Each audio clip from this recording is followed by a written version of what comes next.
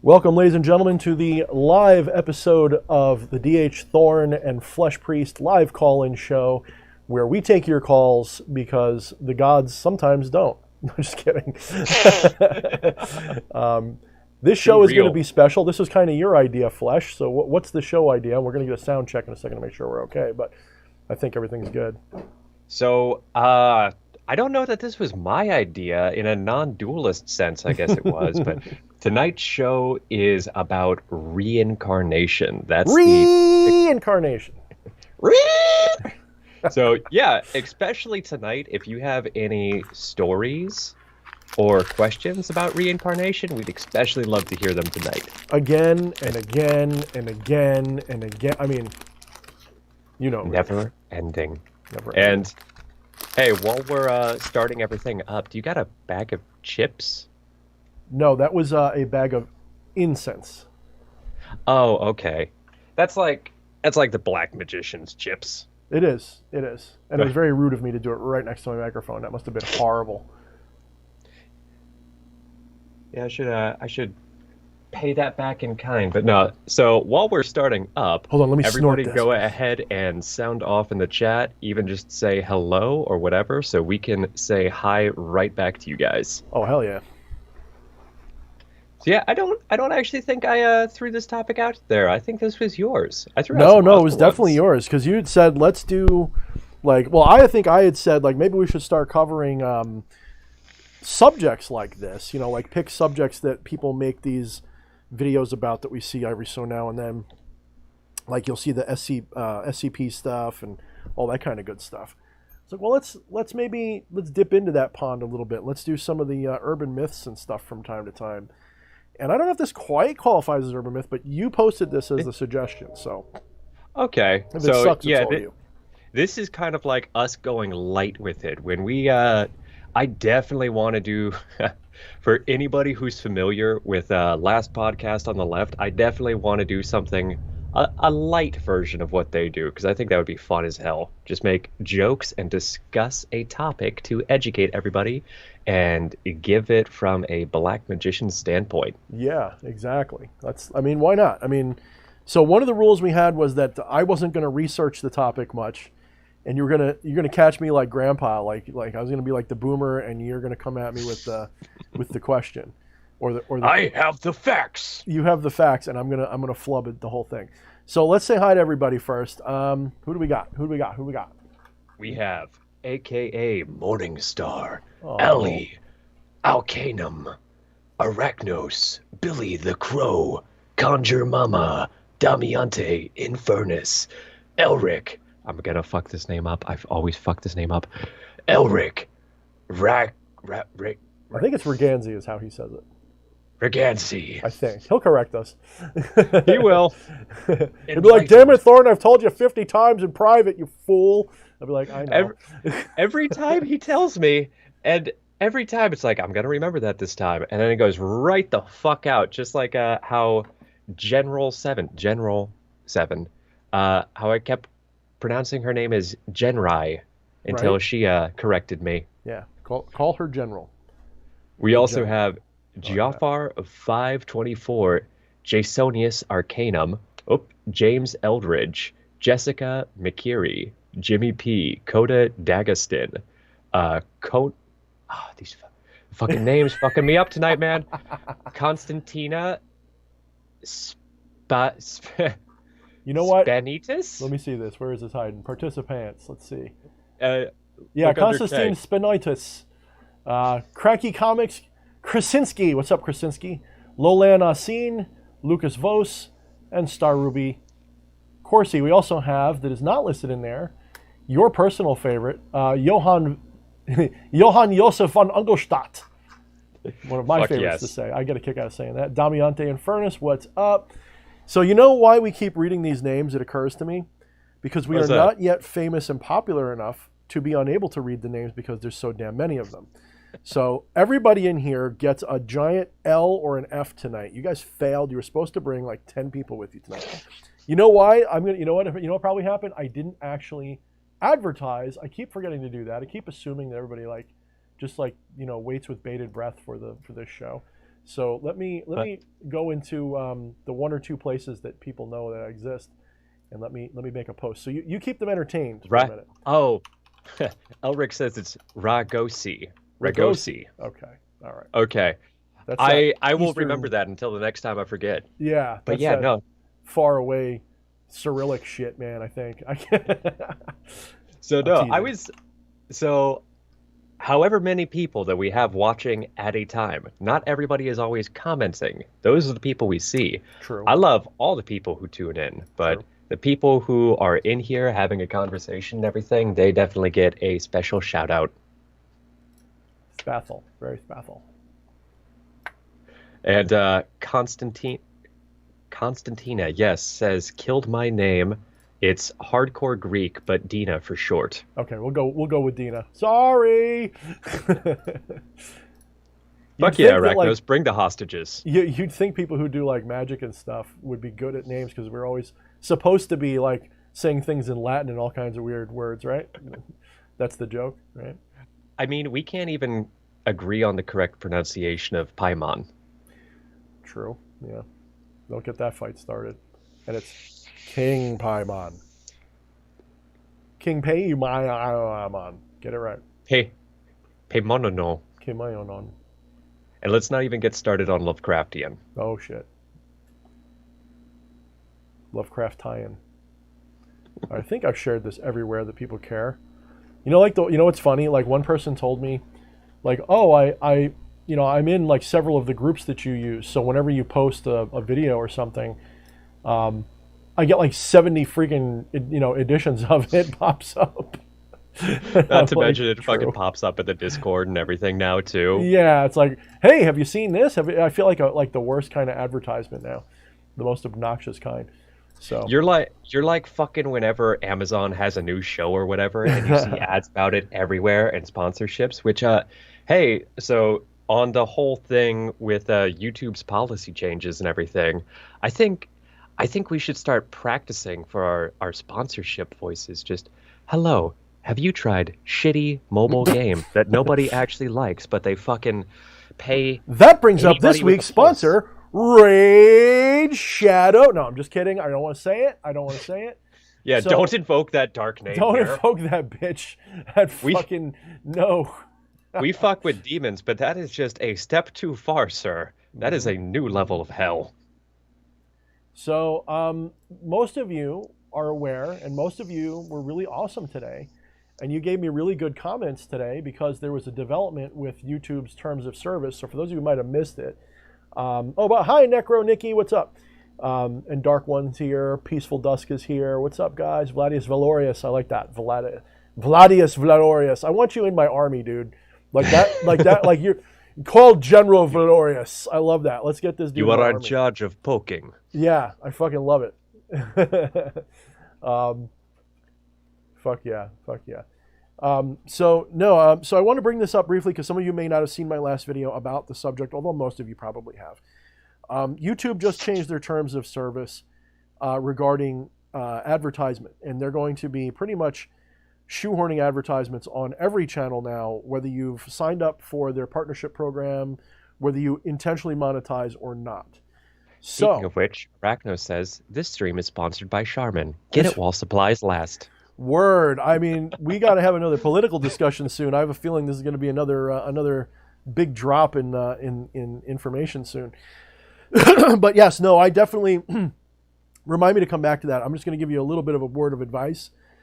If you've got the means, get at least a month's worth, maybe two of stuff, because for toilet paper and for everything, because this year might be crazy. I don't know what's going to happen. Let's just say this year of our Lord 2020 being crazy. Yeah, no, 2021. Be thou prepared is all I'm going to say, because this is going to be one way or the other. It's going to pop. Something's going to pop. I don't know what. I don't know what's going to happen. I don't know why. But I'm getting a little bit of extra. I'm probably going to go and our next sponsor, your Patriot Supply. No, I'm not going to do that. I'm not going to do it. Don't joke. I'm not going to do that. But you can get like storable food for. No, I'm kidding. I watch too much fucking radio. Did I just say that? I just said that.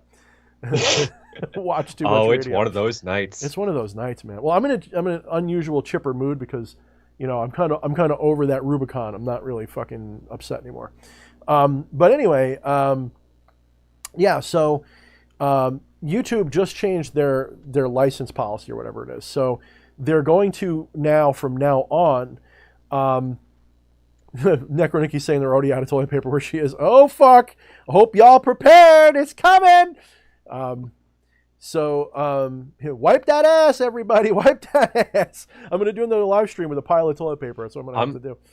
Yeah, no, it's rough, especially like coming from my position. I have to use a lot more toilet paper than average people do because I don't actually like wipe in the traditional sense. I fucking eat the toilet paper. Right. I like that. I like that you do that. Yeah. It makes like a mummy. It wipes itself on the way out. It's good. And then so I just stand over a fire hose and I just fucking bidet myself to death. So I can't stand dookie butt. It's like the worst freaking thing in the world. If I could, I'd plant a garden in there. Anyway, as I was saying, so YouTube changed the terms of service, which they're going to be shoehorning ads on everybody's channel now from pretty soon. I don't know when they're going to do it. They may not really mean to do it right now, but they put it in their terms. And I had all this time promised that I would not advertise. I wouldn't use monetization on my channel because I don't like it. I don't like what it does to the continuity of the video. I don't like annoying people with stuff, unless it's my stuff, of course. Buy our crap, by the way. You can visit us at www.mindtheshadows for some links. But no, for real. I don't like ads really all that much. And so they're going to be running them probably on my stuff anyway at some point. So I've decided I'm going to monetize intentionally. So the reason I'm doing that is this way I can have at least some control over how those ads show, because I'm not going to make anything on the ads, guys. I will probably, but the amount of views I get and that stuff is not going to be sufficient for it to actually amount to anything. It's going to be like $2, $5, $10 a month, maybe. So I figure, well, if they're going to be taking the money from my hard work, which is fair, they're hosting me. I don't have a problem with that. But if they're going to be profiting off of it and they're giving me the option to profit off it too, fuck it. Now, I didn't want to do it also because I was afraid they're going to demonetize me when my content gets weird. And I'm trying to develop it so that I'm not dependent on advertising revenue. I don't want to be dependent on advertising because that gives them control, even if only indirectly, on what I talk about. So it's bad enough that they already have their terms of service, which are very broadly written, where I can get flagged for saying, peanut butter jelly time, and it's some reference to some fucking new racist thing or something that they've decided. And that one took me back. That's an old meme. Right? Well, I'm just saying, that's what I'm saying. Like, I could get, they're going to cancel culture my ass for something I didn't even know was wrong to say anymore. So you got to watch out for that crap. So, I had a feeling this was coming because, which, by the way, I respect the fuck out of not running ads. Like, I totally support your stance up to this point. And now you don't? Is that what that's supposed to mean? You backhanded motherfucker? Because it has to change. That's how I meant it. I'm teasing you, man. I'm teasing you. But the first video I saw where you had that on there, I just felt like suddenly I was the one with more experience. I was the aged, wise old sage looking down, just, oh, my sweet summer child, you're speaking in absolutes. There will come a day. There will come a day. Yeah. When I put the word never, I should have not put never. I should have said I will not. That's not quite as harsh. Yeah. I will hopefully not ever be in a position where this is going to have to happen, but if that does, then maybe. Yeah, exactly. So I'm going to be putting them on there. And I'm going to try to be smart about how I put them on there. So if you guys like my binaural beats, I'm going to make sure that there's ads all throughout it so that while you're trying to mellow out to it, you're going to be sitting there and it's going to be like, oh, this is so nice. You're not a dish, you're a man, right in the middle of it. I want that. I'm kidding. I'm going to basically make it so that probably these live streams, I'll allow the mid-roll ads, but for my binaurals and stuff, it'll be like at the beginning, and it'll always be skippable. I'm never going to allow the non-skippable ads. It's always going to be skippable ads. Unless I forget, like I fall asleep and just click the button and just like, fuck, I gotta go to bed. It'll be a mistake, in other words. It won't be intentional. So if there's ever any ads that are obnoxious, that's why. So I do apologize, but I'm going to turn it on, and I'm just going to dodge that. And what I'd like to do is I'd like to. If it's happening anyways, you might as well have some control over it. Yeah, might as well. So what I want to do is I want to start using BitChute a little bit more. Obviously, we can't do our live streams on BitChute, but I'm gonna try to do like a short bonus video like once a week or every other week on BitChute that's exclusive. I'll probably make it about off-topic issues that are not strictly about what this channel is usually about, but we'll see. So if you do like what I do and you want more of Thorne and you don't want the censorship and you haven't already, in the description of this video, where it used to say I will never monetize, it has a link to my BitChute channel somewhere down near the bottom. So click on that, sign up for it, get subscribed, start using BitChute, because BitChute will not, hopefully, for a long time anyway, start doing this to people. And it's a decent platform. I still like YouTube better, personally, as a platform. It is better. But, yeah, that's all I'm going to say. And it's available. Damiante and Furnace was asking if that means there will be ads during the live streams. If you are watching this after we are live streaming, when this video becomes available for you to watch back at any time, then that means, unfortunately, there's probably going to be ads. But if you are one of the cool kids who can fucking watch this live as it's happening, no fucking ads except for buy our crap. I think the only time, so whenever I click on someone else's live streams, yes, sometimes ads do run when you first click on it, but they don't interrupt the live stream. So I think they only show up at the beginning and the end.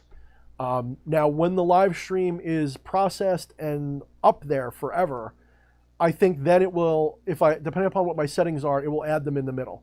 Now, I don't mind, because our live streams are like 3, 4, 5 hours long. I don't mind giving you guys some ads. It gives you a chance to go take a piss, right? It's not really, like, I don't mind that. When I'm watching a big, long live stream, I don't mind mid-roll ads. What I don't like is when it's like music or something like that. Like, I'll never do that mid-roll music. You'll never get that. And if I do, again, it's an accident.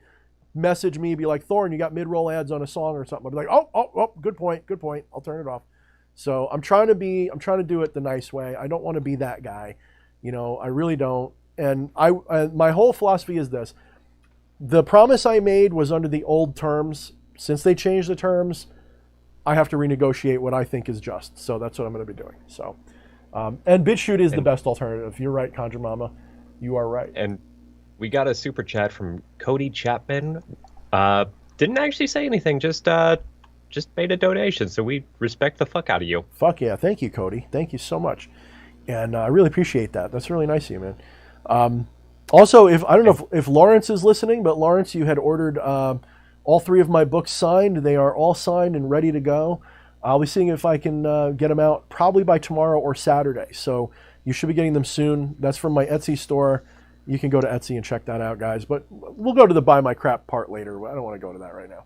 So, yeah, so what's the topic? What are we talking about tonight? What are we going to be dancing around and making me look like? What am I bullshitting about tonight? Let's do it that way. So, first piece of the agenda is turning my damn heat down, because holy shit, I'm in a tank top and I'm sweating. I thought your nipples looked a little inverted myself, so, Speaking of which, before we even get into that, the Discord channel. Let's tell everybody the Discord channel, guys. If you're not a member of our Discord channel, right above Flesh Priest's head is a beautiful little thing. Yes, there it is. So if you type in discord.gg/sexytree, 6EETR, 2 capital E's. If you join during this live stream, no questions asked, just say, hey, what's up or something, and we will make you a member right now, because all we need you to do is read that little blurb that tells you what the rules are. That's all we care about. If you join after the stream, make sure you introduce yourself there and answer the questions so we know that you're a real person. And we'll let you in. And we've got, well over 100 people now, right? Like 105 people, 104 people. I don't think over 100, but I think it's close. Actually, no, fuck me, I'm wrong. Yeah, we have over 100 now. We have over 100 now. So we've got a cool audience there. There's a lot of channels that you can use. You can shamelessly plug your content and your questions and everything. We have a channel for almost everything so far, and we take suggestions if you want other channels. A lot of activity. People post every day. Conversations about video games, Magic, Politics, but that's a channel that's like Mad Max That's Zone. the dark zone. Yeah, so only if you got like you got to behave in that channel. And if we have debates and discussions there, but they've got to be polite and respectful. And that doesn't mean someone has to respect your opinion. They just have to respect you as a human being giving the opinion. So they can be like, your idea is stupid, but you're a genius. Like, that's kind of how I would put it.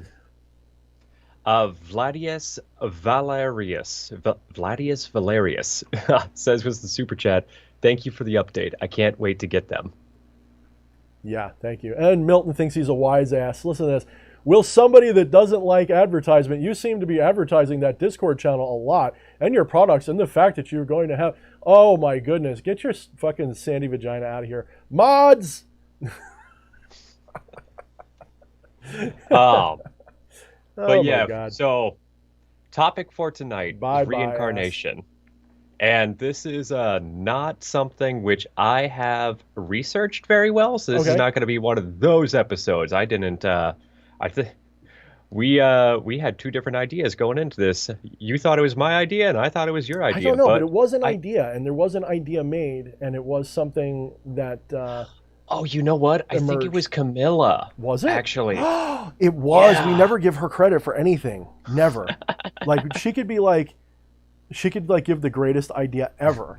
And we're just like, I thought of that. That was brilliant of us to think of that. Elric says, release the Kraken. We all know what, if you don't know what that is, that tells you a lot. That tells you a whole lot. But so I do actually have one interesting story about reincarnation.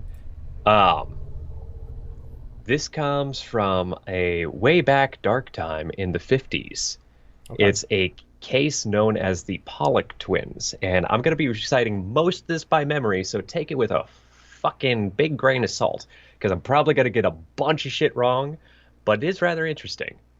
So, 50s America, there's a Catholic family that has two identical twin girls. And I think they actually they reached the age of 5, and one Sunday morning, their parents are taking them to church, just like they always do. And on the other side of the state, there's this woman who recently lost her kids, has been having a really emotional time about it, and decides to take a bunch of pills, and which she thought, she thought she was going to be committing self-forever sleep. Right. See me get around the YouTube. Thank you, donut operator. Yes, the forever nap. Yes. The forever nap. Deletion. You have been deleted. It doesn't, and she gets into her car and starts driving. Okay. She makes it all the way over to where they're going to church as they're arriving. And if I remember correctly, she actually, I think she crashed into the family's car with hers, and the two twin girls, they didn't make it. And the family was in shambles. I should say the father was Catholic, but I don't think it's actually common for Catholics to believe in reincarnation. No, not usually. But in fact, there's a whole reason why they don't. But yeah, we can go. Well, we'll talk to that in a moment. Yeah, but keep going. But yeah, so he certainly did, though. And he believed that somehow through prayer to God that, his lost girls would make their way back to him. And the mother did not believe any of this. So I want to say a year or so passed, and they were having a really tough time, just, husband and wife just consoling with the loss of their daughters. Mm-hmm. And she actually gets pregnant, and they go to the doctor. Doctor insists it's a single child she's pregnant with. And I think she may have been, they thought she was infertile, so it was already strange to begin with. Mm-hmm, mm-hmm. And the husband was convinced this was his girls making their way back to him. Okay. Mm-hmm. as the pregnancy develops, he becomes more and more insistent. This is the girls. This is God bringing the girls back to us. And when she goes and actually gives birth, it is 2 twin girls. The doctors insisted it would only be 1 child, but there's 2 identical twin girls. Not only that, but I think the daughters who had passed, one of them actually had a scar that she got in a boating accident, and they were really perplexed when one of these, twin babies came out with an identical scar in the exact same place. And so it was just really peculiar. And the kids grew up, and, father kept insisting these are our reincarnated girls. They've come back to us. Right. So let's first dive into the Christian stance on reincarnation. So Christians do not, I'm sure there's probably some tribe of Christians somewhere that do, but by and large, according to canon, according to the liar and according to the Bible, according to the Bible, there are many passages which indicate that reincarnation does not happen. You can look them up. There's plenty of them. Christians don't believe, especially Catholics are not supposed to believe. Protestants aren't supposed to. Most Christians don't believe in any form of reincarnation. There's actually a story in the Bible of a man, I forget his name, who died a sinner, and he goes to hell. And he's like, it's not for my sake. I know I'm doomed to hell for all eternity to God, but I'd like to come back to life and tell my family that it's all real, and that when I die, that when you die, it really matters. There is a heaven and a hell, and also, something like that. And it's like, no, it wouldn't be a test then, or something like that. It's some bullshit. And then, of course, when you're reading that, I'm like, okay, well, if that's true, how do we know this story happens? Like, what the fuck's wrong with you people? Like, like, how do we know? If the dead cannot communicate with the living, according to the Bible, that's the law. They can't. And you're only speaking to demons when that happens. So how does this message get relayed to a living person, even if it is Jesus or something? It's ridiculous. It's another one of those like circular logic things that the Bible does. So they don't believe in reincarnation on any level. And again, I'm sure there's some flake out there that's going to be like, I'm a Christian and I do, so you're wrong, D.H. Thorne. Why do you take advertisements? Some kind of bullshit like that. So those people exist, but they're probably in a very small minority. So this is what's going to happen. Yeah, I would expect. So this is what's going to happen. So more than likely, now did these children, do you know if they had any memories or anything of their other life? I'll get to that. The story's not over. Oh, okay. All right. I will shut the fuck up then. Really quick, Steroid Maximus with the super chat says, great show. Fucking thank you, dude. I don't know if it's a great show already, but thank you, Steroid. You're always one of my favorites here, man. Thank you, brother. It's always a great show, except for when it's crap. Except for when it's crap, and then then it's kind of crap anyway. What's the word of the day, by the way? What's our word? We should introduce a word of the day. Like I know what the word of the day is. The word of the day is shitterus. Definition: a man's G-spot, also known as the prostate. Also known. We're gonna call it That's an agenda word. That's an agenda word. We got to watch out, guys. We're getting slowly indoctrinated into the agenda. It's a fun agenda, but it's like, damn. Elric says Jesus was real big fan of Nine Inch Nails before they were a band. Oh man, there's even more jokes you could drive home there, couldn't you? Oh man, you could really hang them up, can't you, brother? Anyway, yeah. And Krayinsky says the insular Celts had an idea of reincarnation I liked. When they die in this world, they move on to the next. When they die in that world, they return to ours. Nice. That's also that's pretty good actually. That's not bad. So let's finish this story out, and then I'm going to start dropping some Thorne isms on you guys, and they're not factual. They're just my predictions. Well, hey, jump in whenever you want. No, man, I'm going to shut up. I'm just going to zone out. I'm not even going to watch chat, so don't give me no ats. Don't do nothing. I'll rely on you to read it at me. So go ahead. Don't at me, bro. Don't at me. So one thing I actually forgot. These twins there's a lot of different varieties of twins. These baby girls were genetically identical. Shaman with Super Chat says, excellent triangular mirror. I got the last one. Oh, fuck yeah. You like it, Shaman? Thank you, Shaman. Thank you, brother. Thank you. I appreciate that. I thank you. It makes my wife happy to hear that. If you can, if you guys buy any of our stuff, especially the mirrors, put a review up on Etsy if you can. That would go a long way for us if you haven't already. But that's just a thing. Keep going. Tell me more.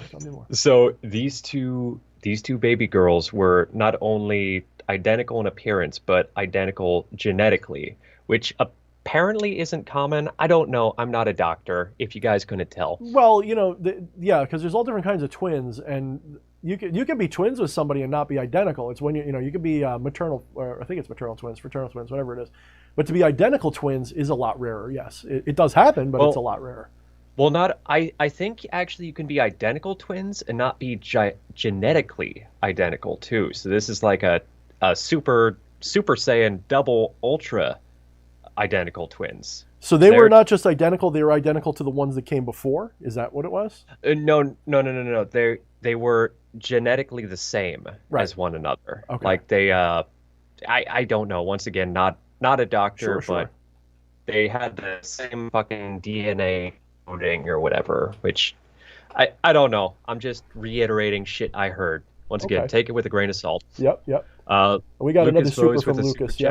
Yep, go says, for it. "Hail, brothers. Everything that's going on in the world at the moment is crazy, but I have a feeling we'll be all right after a while. Fuck yeah, Much brother. love and gratitude." I love seeing your opinions in our political channel down there. I'm not worried anymore because whatever fucking happens, it's either going to be something awesome or I'm going to be like fucking Yoda or Obi-Wan fucking hiding out in the desert or something somewhere, fucking living my life and fuck everybody. That you can all march into the Great Reset and suck my dick. Just fuck all you.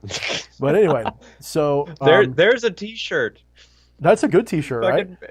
Make that into a T-shirt. I fucking love that. That's a lot to read, though. Like, I don't like T-shirts where it's like a billboard of like a whole paragraph. I don't like that. Just give me like a little. It should be like anything that it's got to be shorter than a tweet. Like half a tweet is okay. Like if it's a full tweet, fuck you. That's too long. Like you should, 1-2 sentences tops. If I got to read, man, that's not good. Like, especially if it's like on a girl shirt, then my wife slaps me in the face. Why are you staring at her chest? Man, it says like it's the Library of Congress written there. I gotta look at it. Her nipples had something interesting to say. Just I'm reading it for the articles, honey. Please don't be mad. Oh my fucking god.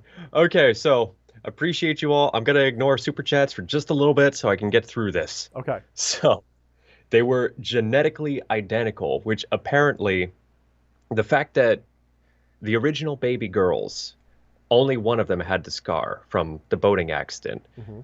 Only one of the new baby girls, the twins, had that scar, which apparently being genetically identical, that was almost unheard of. Like, why would one have a birthmark, but the other not have that? They should be the same. Well, I'm going to jump in there for a moment because I have a birthmark. And my understanding of birthmarks is they're not necessarily genetic. Sometimes while you're in the womb, you fucking thumb yourself in the eye or something stupid, and it can cause things. Like you can get, like it becomes a thing from my understanding of it. But go on. So they got a birthmark. Yeah. Well, I'm gonna keep reiterating this because like I believe that. I'm not just a doctor. Nerd. Yeah, Take I'm not it with a doctor. A grain of salt. Don't take anything I'm saying to the bank. And if you do, make sure you get changed because it's not worth what we're telling you. So these little girls grew up and they started displaying some weird behavior in that once they got to the age where they could talk, they actually expressed memories of places and things which they had never been to before. But their older sisters, who they did not know about, they played there. Those were common places that these little girls knew about. They didn't even know they had older sisters. Their parents decided to keep it a secret. They didn't want to tell them. They thought it'd be too traumatic, especially at this age. We're talking 3 or 4. And so that was weird. And they also had a strange we're professionals, people. They had a strange fear of cars. They did not like being around cars at all. Being around traffic made them incredibly nervous. And there was seemingly no reason for that, except for that's how their older sisters went out. Right. Okay. All right. Um, enough signs actually started showing up that apparently even the mother, who was a hardcore skeptic of this reincarnation bullshit, who thought her husband was just fucking off his rocker with guilt, even she started, after a while, believing it. Like, oh shit, this is actually our daughters come back into another body. Apparently they when their children passed, they took all of their toys and all their possessions and boxed them up. They couldn't bear to get rid of them, but they sequestered them off into the attic. Never brought them out, just collected dust up there. And once they started thinking, wow, okay, this actually might be our daughters come back to us, they brought out this box of all the toys and just gave it to these girls as a present. And I mean, you have siblings, right? I do. Well, yeah, yes, technically. Yeah, so technically. So I have a sister, and I don't know what when your parents just gave you and your siblings a bunch of toys, what would you guys do with them? What, like a box of them? Just play with whatever you want? Yeah. Shit, Like, I don't know. Did you guys have like this is just everybody's toys, or did you guys have like this is my toy? Oh no, we definitely had territorialism in my house. It was definitely like no, like and it was worse than that because like I think we didn't really fight over toys very much. I mean, I could jokingly say like my sister would get a doll and I'd steal it, but I didn't. I wasn't like that kind of kid. We pretty much kept to our own. My parents would often get us one of each, but it wasn't really a squabble very often. Once in a blue moon, there would be something that we both liked that they only got one of, and then there'd be like a issue. But most of the time, no, because she wanted like all the little frilly girly stuff, and I wanted the Transformers. And once in a blue moon, I ain't gonna lie, I'm secure enough in myself that I can tell you I liked. There was like a little cat that Barbie had, and I wanted to get the cat. I didn't care if it came in a blue carrier. I really didn't give a fuck. I thought it was a cool cat. I was like 12 or something. I want this thing. I don't give a fuck. It's cute. I like cats. So I was like, oh, fuck it. Let me have this thing. And she's like, no, that's a girl's toy. I'm like, so whatever. But that's about as far as that went. We never really squabbled over. I mean, I'm sure we did, but it wasn't a big deal. And we certainly didn't have one big toy box where we just had all. I wouldn't say but then again, there was hand-me-down toys that was kind of like everybody got them. So it wasn't quite, it wasn't. But we didn't fight over that because it was pretty much they're pretty gendered. You know what I mean? So it was. There wasn't a lot of overlap, and I never really got mad when she wanted to play with the guns and stuff. Like it was like, finally, I can throw something at my sister, like and yell grenade, and it's cool. Like it won't be a problem. Shaman with the super chat Thank you, posted Shaman. a sticker. gif of a pair laughing and rolling. It's a GIF. And Scarlet, yeah, it's not pronounced GIF. It's not pronounced GIF. It's pronounced Geif, everybody. Fucking fight me. I'll be behind the Denny's. I actually met the guy who invented or had something to do with developing JPEG. That was pretty cool. Scarlet Bales with the super chat says, I don't always see eye to eye with you, but I love the show. A few more weeks and I'll be diving into the Shadow Book and would love to talk more about that. More about Jung's theories with you. Sure. Yeah, Jung's awesome. I mean, I'm not as well versed in Jung as I probably should be, but Jung is awesome. He like takes old ideas in a way and kind of makes them fit in modern thinking. He's pretty interesting. I like him. Yeah. Thank you, Scarlett. Thank you so much. When you read it, definitely like post a review or whatever. And there's things to be improved on that book. When I do a second edition, there'll probably be some more spell checks. I'm actually I keep thinking about I need to do some hardcovers of everything soon. And Lulu exists, so I'll probably start messing with Lulu soon and see what I can ring up. Because I've got 3 books in 2 years, so it's not a bad record. I'd like to get another book next year. I want to do at least 1 book a year, right? That's kind of how I see myself. So we'll see what happens. But those 3 books, I'd like to get them. I like to get them hard covered at some point. So we'll see. That was the thing I was the maddest about. It's like I want to fucking support you, dude, which I did. I have all 3 books, but could you fucking give me some goddamn hardcovers? I want these motherfuckers to last. They were made by my friend, and I appreciate him, and I appreciate them. Give me the goddamn hardcovers. I'm still a noob, and I had to go with what I was able to go with, and I didn't like Lulu because Nothing wrong with Lulu, but I'm like, Lulu's better for I'm already established. I don't like it for I'm starting out. I just feel like it won't do as well. Amazon has been really good to me, even though they suck. In a lot of ways, they've been really good to me as well. Like my books, they do well there. I'm in the right niche, I guess, and they make sure my books get seen. And it's they've been taking care of me. I never have a complaint about them. Even their advertising wasn't like the worst thing I ever put money into. So, yeah, no, I got no complaints. But Lulu, I don't know.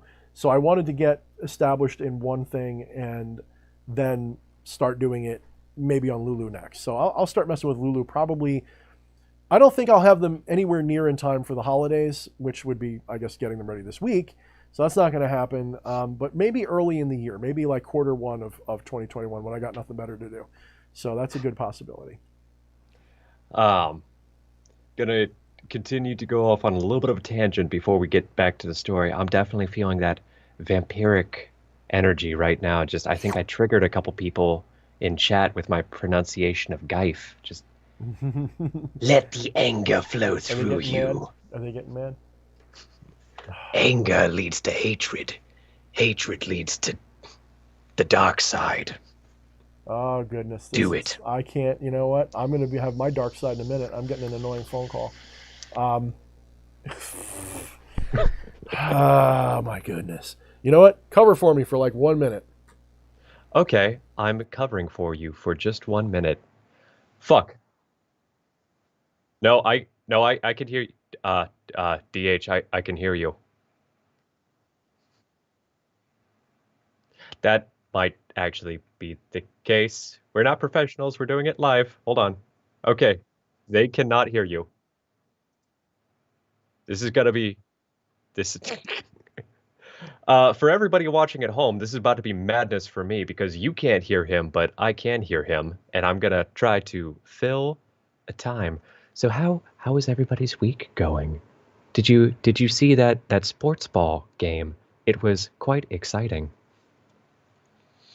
Fucking leaving me hanging. I guess we'll talk about non-duality for a little bit.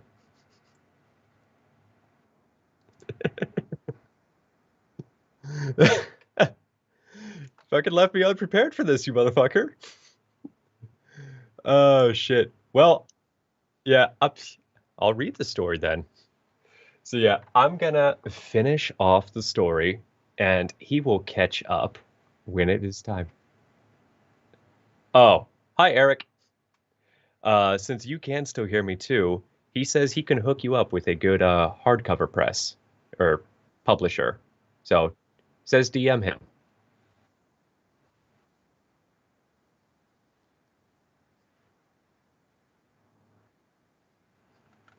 Okay, so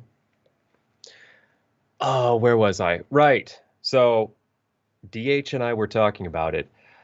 He said that he and his siblings didn't really fight over toys, but I know I had a sister and we would fight all the fucking time over toys. It was all out war. Always, because I wanted this toy, but no, she had to have it. And when it was civilized, we would trade or, make deals, but it was very much, this is mine and that is yours. Maybe everybody didn't have that, but I certainly did. So you would expect, at least I would expect, that's not uncommon for children. So when these parents brought out a box of the deceased older siblings' toys, which, once again, these little girls had no idea about their older sisters. They brought out this box of toys and said, these are yours now. And the little girls opened up the box, and there was not any fighting whatsoever over the toys. They just calmly started picking them out. Like, this one is mine. That one's yours. But this one's mine. No arguments. Mm-hmm, mm-hmm. And all the toys they picked out. Oh, good, you're back. I didn't know what to do. No, I've been back for about a minute now. Yeah. I saw you picking your nose. I didn't miss that. Oh, good. Okay. All these toys that they picked out all belonged to one sibling or the other. They didn't cross at all. And not only that, apparently they were able to say like, oh yeah, you remember Santa gave that one to you, or you picked, like, mommy and daddy got you that one when we went to whatever store. And apparently was all right. I should add a fat disclaimer right now that the witnesses to this story were the parents. Right. Apparently, Right. none of this was Collaborated, yeah. That's going to be my first point. So, despite what I do for a living, I try to be as rational as I can in my whenever I am approaching my own experiences and others' experiences. I'm not superstitious. You know, I'm not the type of person who goes like, "Oh, I heard a crow call. It must be Odin or something." You know, like I don't do that. That doesn't mean that I ignore signs and signals either. It just means that I don't jump to Hollywood level conclusions about what's going on. But I do see something magical every day. In other words, I do notice weird stuff all the time. It's just I don't try to jump to conclusions. And you know, that goes either direction. So I'm open-minded about what this story is. I'm open-minded to say, okay, totally plausible in some ways, but also very questionable and doubtful because, of course, you can't corroborate anything, at least as far as we know. Yeah, which, you know, the fact that they were the only witnesses does not completely dismiss it, you know. It could be 100% too. I just want to throw that disclaimer out there. You know, reality is what we make it. Stay grounded and whatnot. But let's not forget what we do. Like that's the other. Yeah, like let's make sure both extremes are represented here, because half the time what I do, you're taking my word for it, and I've been very strongly doing everything I can to make sure that nothing that I put is what's the word I'm looking for. Inauthentic. I want to make sure that if I'm telling you something, even if I'm exaggerating the story, it's authentically exaggerated. In other words, I'm telling you what I really think happened. I'm not dressing it up to convince myself of anything.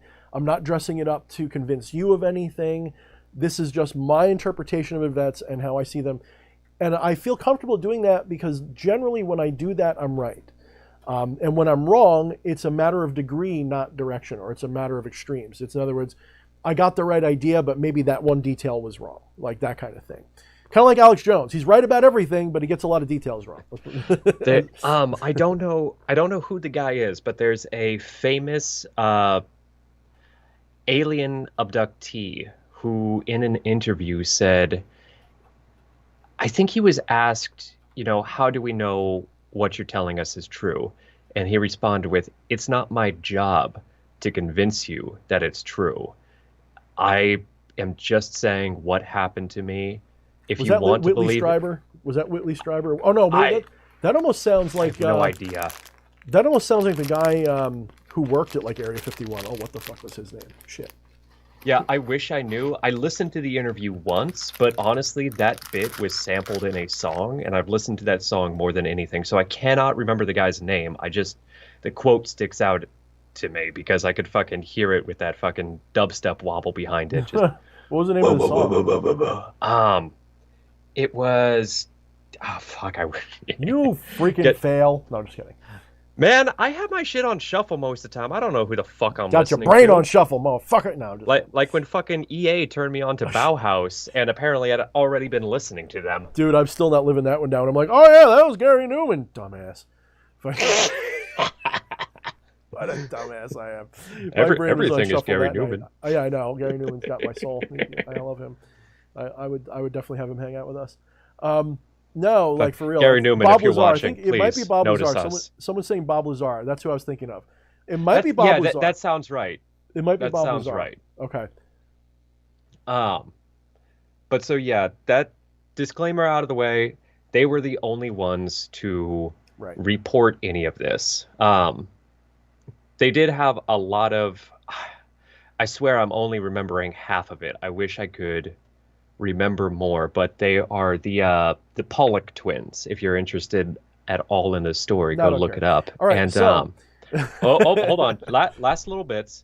Okay. So the other interesting part is once they turned 5, once they got to the age at which their older sisters had passed, all of their apparent past life memories just kind of vanished. As they got older. And they went on to live an otherwise normal life. None of it had ever really happened. I mean, that's pretty much what would happen if it was fake too, wouldn't it?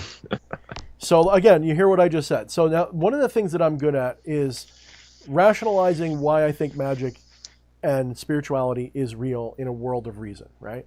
And the reason that says, oh, it can't be real because we can prove why it's not real and blah, blah, blah, but it still happens. Like, it still fucking happens. And we still have these experiences of synchronicity after doing a ritual, and we still feel like a presence in the room. We still have magical experiences. So we don't discount things just because we can explain them as not something impossible to understand. Like, that's Yes. step one of doing what I do. Is you remain rational and reasonable, but you also remain in a position where it could still be real, and the problem is one of perspective, not facts. So like I always say, and I'll say it again, I said it before a minute ago, I'll say it again, you might be able to explain it away, but that doesn't mean it didn't happen. And if it happened congruently with ritual or with something spiritual, if it means something to you, don't you dare let somebody take that away from you. Even if you can't prove it is real, don't you dare.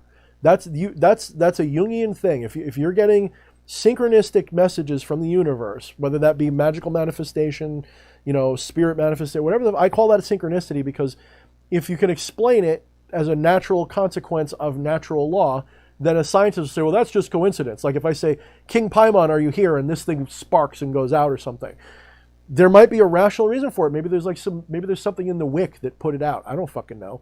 But it happened right when I said it. Is it a coincidence in science? Yes, but it was a meaningful coincidence. Therefore, it is on the spectrum of magic as I understand it. So I don't discount everything just because I can explain it away. In this particular case, it sounds like I could explain it away. Should I discount it? Let's examine a little bit. Well, go ahead. Which, to be fair, many people have discredited. I mean, you could very easily poke holes in this story. Yep. And you know what? I think you've actually said in the past before, too, scientists can poke holes in absolutely everything. There is a rational explanation for everything that we do, but that does not take away from the significance. That's if nothing else, the significance is still ironclad. Like, don't let the significance go away. You just don't. All right, so let's touch on reincarnation, how I believe it. I don't really care what everybody else thinks. Haha. I don't really care what the religions of the world say. I'm just going to come with a couple of premises for you. Premise one, you're the universe. Non-duality Fight Club, everybody. We don't talk about it, but that's what we're talking about. Everybody take a shot. You are the universe. You are the source. That source is everything and a singularity at the same time. So there's this idea called the block time universe, which I get into quite often, which is that the universe is actually all possible timelines playing out at all possible moments simultaneously, which means there's an infinite number of dimensions, or very nearly so. And when I say dimensions, I mean causal dimensions, realities which are slightly different. So, and the amount of difference that can happen can be something on the subatomic level. In other words, the only difference between this universe and the one next to me is that one particle somewhere in the universe is in a slightly different position than where it is now. That's it. That's all we required. So that's a functionally infinite number of possible universes that could exist, assuming multiverse is correct, which I believe it is. So you have something called a block time universe. Everything that can happen has happened. And let's get rid of the word happened, because time is also part of the illusion of this block time universe. That means past, present, and future already exist. All of them. All of them. So there's a universe where I have blonde hair. There's a universe where those two kids never died. There's a universe where, all of our situations are exchanged. There's a universe where I've got black fingernail polish. Anything that is possible happens. Now, in the non-dualistic sense, there's a universe where Mr. Coetting is A.E. Coetting. Correct, right. Or maybe it's D.H. Coetting or E.A. Thorne, right? So in all these different universes, that's still you. And it's always you. When I say you, I don't mean the identified self that you think you are. I mean the ultimate you that you truly are. The ultimate you that you truly are is a singularity of self. It is a singularity of, it's just saying I am. It's neti neti in the Eastern philosophies. It's tat vamasi, thou art. Neti neti, you're not this, you're not that, you're all of it. And this is a huge leap of spiritual understanding to put two and two together and understand what that means to you. You can hear that all day long and go, yes, I agree. It makes logical sense for some reason. I agree with you, Thorne. We are the universe, but never actually in a gnosis sense. You never have gnosis of the fact.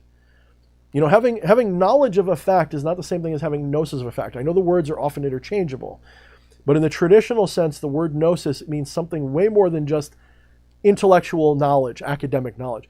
Gnosis means the experiential, in the moment, present experience of a fact. So, for example, I know that flame is hot. Now I know the flame is hot. Okay, that's kind of one level of the difference between knowledge and gnosis. This is gnosis of pain of flame, and the memory of it is something else. The knowledge that it is painful is something else yet again. So in the moment, experiential awareness and complete and total integration of a thing is gnosis. A spiritual thing in particular is gnosis. Okay. So having gnosis of the true divine self is exquisitely hard to come by, because we dwell within these little ego bubbles that we think we are this. We think that we're this guy. I think I'm D.H. Thorne. Even now, it's a game, but I think I'm playing it. But every once in a while, I have a moment of lucidity where I recognize I'm not just D.H. Thorne. And when I say just D.H. Thorne right now, that's still a fuck up, because that's not really it. I am D.H. Thorne. All of this is D.H. Thorne. All of this is E.A. Coetti. All of this. The separation between us is a choice that we make, a choice of what's the word I'm looking for? Oh shit. Perspective? Yeah, that's one way to put it. That's a good enough word. It's a choice of perspective. You choose to see yourself as this limited thing.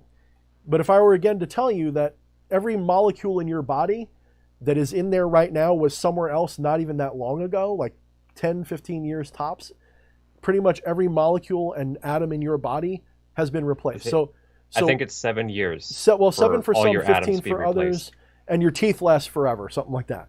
So, are you your teeth is the joke that I say. I often, I'll say, are you your teeth? People say, what the hell do you mean? I'll say, well... Yeah, you sound pretty crazy when you put it like that. Yeah, well, I'll say, well, the only part of your body that stays with you, not your whole life even, just for the longest period of your life, is the enamel on your teeth. You're obviously not your teeth, because you can get those pulled out and still be here. So, you're not that. So what are you? It's kind of like the question of the wave. And I'm going to be getting to reincarnation in a minute, guys. Relax. We have to cover all the non-duality bases to get to the answer. We have to experience the past arguments before we reincarnate into the Why can't I speak Because I'm going to burn your Jesus. soul, damn it. Stop being cute. No, okay, just keep going. Oh, you. Awoo. So let's think of an ocean analogy, okay? When you see a wave, what is the wave? Now, people will look at a wave and say, well, it's water. Oh, it's water, you say. So the wave is water. Yeah, the wave's water, because there's water there, and this wave moves and it crashes on the shore. Well, what if I told you that the water doesn't travel from the origin of the wave to the crashing of the wave? That all that's happening is this. Because that is what's happening. The water goes up and down, it doesn't go laterally. So that there is no molecule of water that travels along with the wave, really. It might get shifted a teeny bit, like if there's something, but that's not what makes the wave move. No, the wave is moving through the water. The wave is inspiring the water to behave a certain way. So what is the wave then? If it's not the water? Oh, well, it's the kinetic energy. What is that? Well, the kinetic energy, that's the force within a thing. What is that then? Well, we don't know. Okay, so that's fair. We don't know. We don't know. Just like you don't know what you are. You are a force of reality moving through matter. That's what life and consciousness is. And even putting it as a force is maybe a bad word. Maybe even that is wrong. Maybe that's even delusional. Maybe even that is not correctly understanding what's happening. Your consciousness may move through reality but not influence it all one way or the other. It may simply be a receiver of information. And this consciousness could be universal. Just a thought, okay? That's not a proven for me, but that's just a thought. So there's a saying that I had. A little child asks a master, what happens when we die? And they're both sitting there looking at the ocean. And the master says, what happens to the wave when it hits the shore? Now, the beauty of that question and that answer is it sounds like it means, oh, well, you're gone. Are you really? What really happens to that wave when it hits the shore? If you know science, you know that the energy of that wave now goes into the shoreline. And the water remains. And the shore remains. That energy remains forever. Energy doesn't get destroyed. You can neither create nor destroy energy.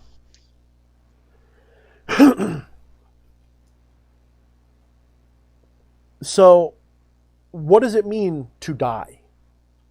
We have to tackle the concept of death to even touch reincarnation. What does it mean to die? The concept of death is another ego game.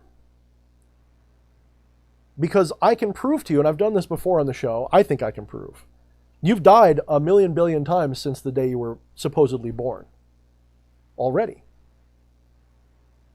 You are not the same person you were when you were 4 years old, are you? Really? What part of you is the same? All that's the same is a continuity of memories, and those memories are totally fallible. You can easily, with a little bit of chicanery with linguistics, you can make somebody remember something completely wrong. And it will become their new normal. It's been studied and proven. So what are you? What are you? You are an ephemeral pattern of memories. That's what you think you are. You're confused. You think you're the memories. You're not. The memories is your interface, your point of perspective, your point of we are but the nose hairs of the universe. Yeah, fair enough. You are but you're the interface, you're the rational interface, the how you relate to things is based on your identity of self. And your identity of self is completely malleable. I've done it several times. It's not even that I have schizophrenia, like I have multiple personalities. It is, you can ask Johan. I had him watch a video of mine that was from like 4 years ago. You can see where it's basically the same guy, but it's a totally different person. You can see a definite difference. So I'm not that guy anymore. And I would also go on to say that you're not the same person that you were yesterday. The person you were before you went to sleep doesn't exist anymore. They're gone. And they'll never come back. In fact, the person you were when the start of this live stream is gone and will never come back. So what are you? What is continuing? What is the wave that's moving through this matter? That's what reincarnation is. We like to think, because we're egoistic jackasses, that reincarnation means you have to be reborn into another body, and you get a new body, and I get arms and legs, and maybe I'll be a tadpole next time, maybe I'll be a frog, maybe I'll be a cow, and I'm holy and sacred at that point. Come on, stupid. That's the superstitious element of it. The reality is reincarnation is constant, it is eternal, it is never ending, And what is reincarnating is not the story of who you are, although that can repeat, because stories can repeat. But you're not the story that's repeating. You are the consciousness that rides that story like a wave. You are the consciousness that is. You're not the story that is ephemeral and is forgotten. You're the storyteller and the story hearer. You are the story and the told. You're all of it. And so when you think you die, you may lose all of those memories. But that's not what you are. When you go to sleep at night, you don't always have dreams. In fact, I would challenge anybody to prove to me that they have 8 full hours of dreams that they remember. In fact, I would challenge you to remember 8 full hours of your waking day, let alone of dream time. I know for myself, I can certainly say dreams are the exception and not the norm. Maybe I have them and just don't remember them, but most of the time it's just I close my eyes, it is black for a while, and then I wake up. Mm-hmm, mm-hmm. But you still usually have a sense of past time. But yes, I know exactly what you mean, because I have sleep apnea and I don't always dream anymore either. We had that fun stream a few months ago, my wife and I, talking about dreams, where I brought up the, I don't even want to say it, the 2 fat guys and their butts colliding. That was a fun stream, man. That was freaking hilarious. Find my dream live stream with my wife. That was freaking great. So when you go to sleep at night, your system of memories gets disconnected from your experiences because you don't stop experiencing. We know this from the scientific perspective because they have people hooked up to machines and they study their brains when they're sleeping. And they can tell when you're having a conscious thought and an unconscious thought. They can tell when you're totally unconscious with no sensory input, nothing at all, versus when you have consciousness. They can tell.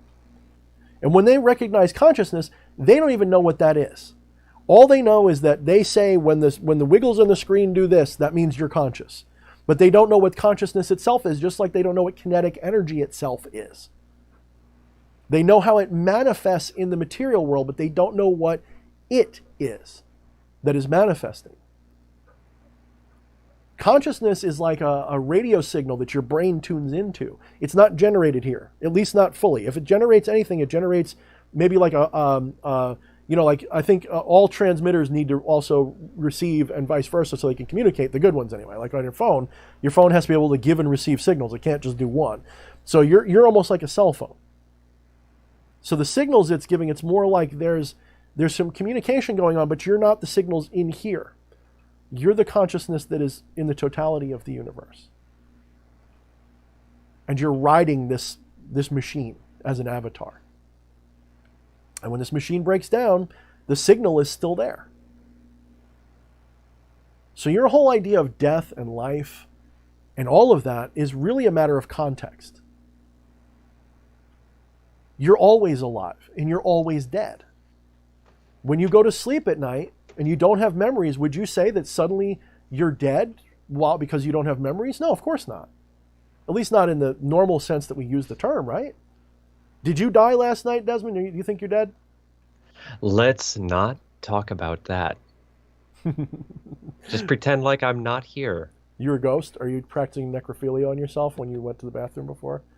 Don't answer that. The flesh priest that was here last stream is not here this stream. Obviously, I'm not wearing a dress. So, what I'm telling you is, if you didn't die when you went to sleep, you don't die when you die. It's the same thing. Almost, I'm totally like, if I'm wrong, I'm dying. And if I'm dying, I don't care. If death is what science thinks, and it's just oblivion with no thought, memory, or experience whatsoever, then I can't experience death, can I? And let that roll around your mouth a little bit. Take that sentence and roll it around your mouth. If you cannot experience death because it is oblivion, you also can't die, can you? What part of you is going to know you're dead? If I were to shoot myself in the head right now, at what point would my experience of death happen? It wouldn't. Because I couldn't experience it if I stop experiencing. I can experience the ow, the initial blast or whatever. Would I just blink to darkness? No, because I can't experience that darkness. There would be nothing. It would be a lot like going to sleep and not having a dream. But then I would also, it would be as if I never existed. And there's actually a paradox there. Because everything you experience is delayed by a measurable amount of time. Everything you're experiencing right now took place several milliseconds ago. On average, I think it's 0.2 milliseconds. It takes that long for your brain to fully form the picture of understanding of what you've experienced. Some pieces are a little quicker, some might be a little slower. But on average, it's about 0.02 seconds. That's how much lag you have between and the sensation of the hit. And what your brain does is when it happens, for those of you who know how to use sound equipment on like OBS, you know that you sometimes have to synchronize the audio with the video. There's actually a little bit of a give that can happen. There's a delay. Like I can test it. I don't know if it was exact, but maybe it was, maybe it wasn't. Usually it's tough to get it exact, like real life. Usually there's like a millisecond or two difference, unless you're really good at getting it pegged. Don't say anything, Flesh Priest.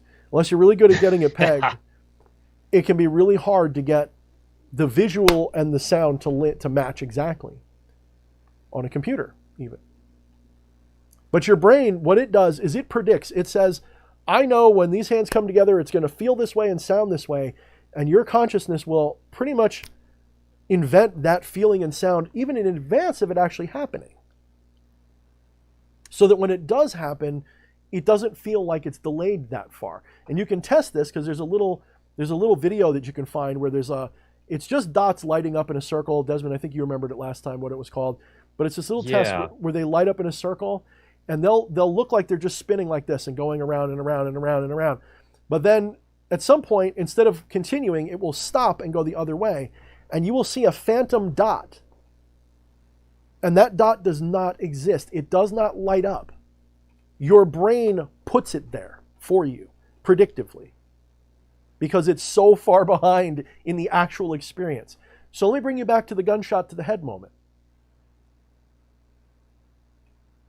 Bang. When do I experience that? When does death happen? Will I continue to experience for a second after that? Like, will it take that long for my brain to lag and catch up? But if not, then what happens to that system of experience? It's a head trip. Try to think about it. If your experience is always 0.2 milliseconds in the past, how can you experience that moment? The last thing you'll experience is before that. And then nothing? You won't experience nothing. It's a fucking mind trick. It's a mind fuck. It's the same thing as going to sleep tonight and having a memory of going, wow, it's really dark and it's kind of warm and snuggly and, oh man, my boyfriend or girlfriend just farted and Dutch oven me, motherfucker. And that's the last thing you remember for the night. I feel called out. I'm sure you are. No. Okay, so I am going to throw the disclaimer in here that although you see me on the screen, being a part of this stream and interacting with everybody, I am doing the jobs of being a part of this and managing all the stuff on the side, setting up callers, interacting with chat when I do. So I may have missed if you covered this. But so treat me as the everyman idiot if you already went over this. But Pointly. Not certainly, Mr. Flesh Priest.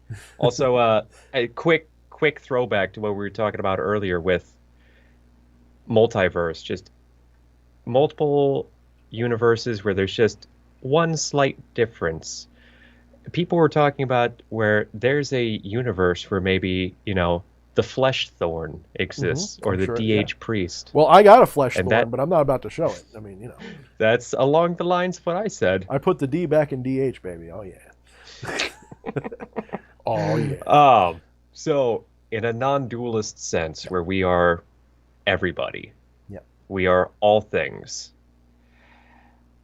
Going back to that gunshot to the head, so this picture of self that consciousness, that idea of self might end. So could it be reason that reincarnation is just staying with a snapshot of this idea of self, and then at that moment where thought otherwise would end, it jumps to another? So let's keep playing out the scenario I was just describing. We'll see if it answers your question. So you go to sleep tonight. You lose all conscious awareness of the memories of being awake and alive. And while you're sleeping, scientists can show, once again, by doing the brainwave studies, pretty much everybody has at least one dream every night. They just don't necessarily remember because it doesn't necessarily get imprinted in their accessible memory. Now,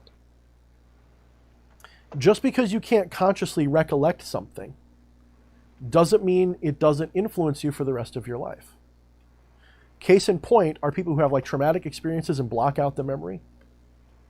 Remember you said that those little girls were terrified of the car, even though they're never in a car accident.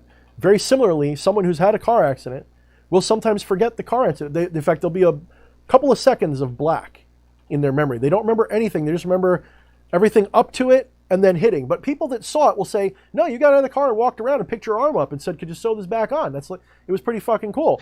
I can attest to that as somebody who's knocked unconscious in a car accident. Yeah.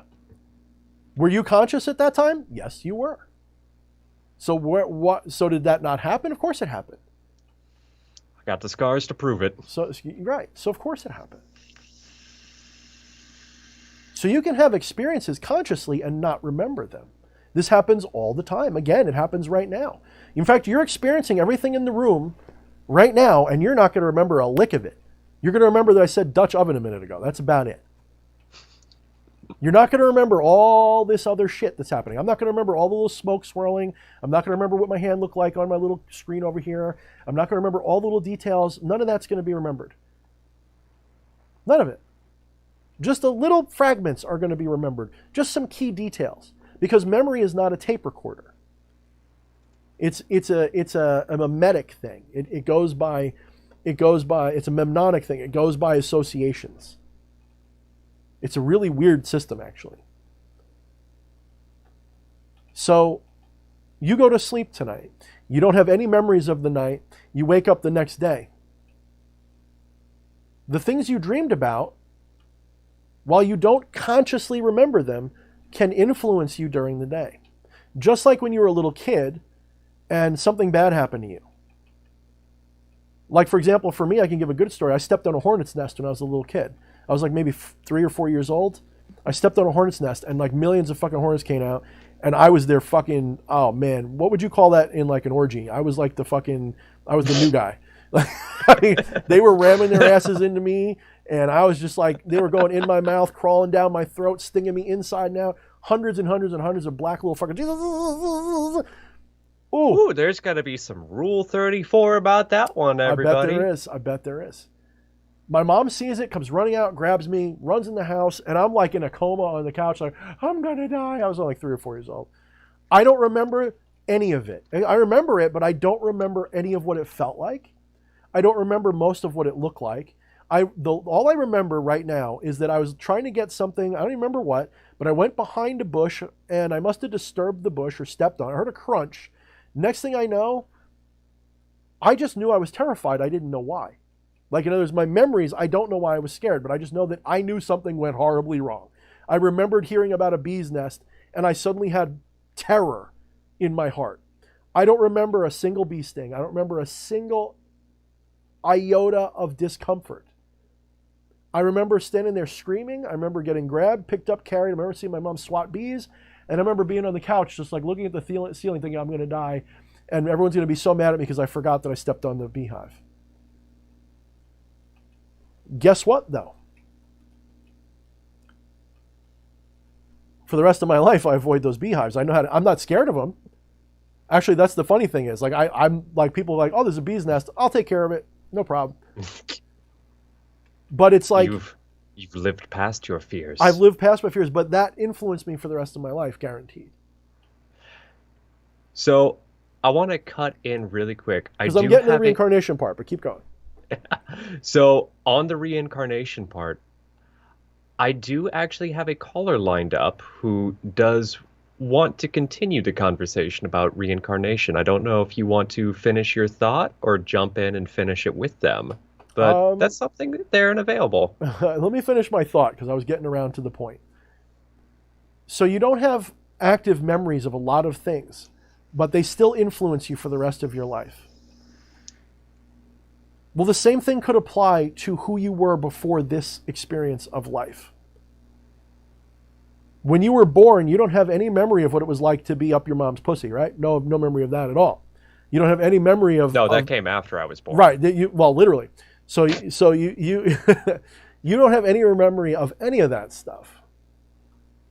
But that influenced you too, didn't it? So, from the spiritual sense, your conscious memory isn't necessarily what goes with you. In other words, the story memory, the I went to the store yesterday, doesn't go with you.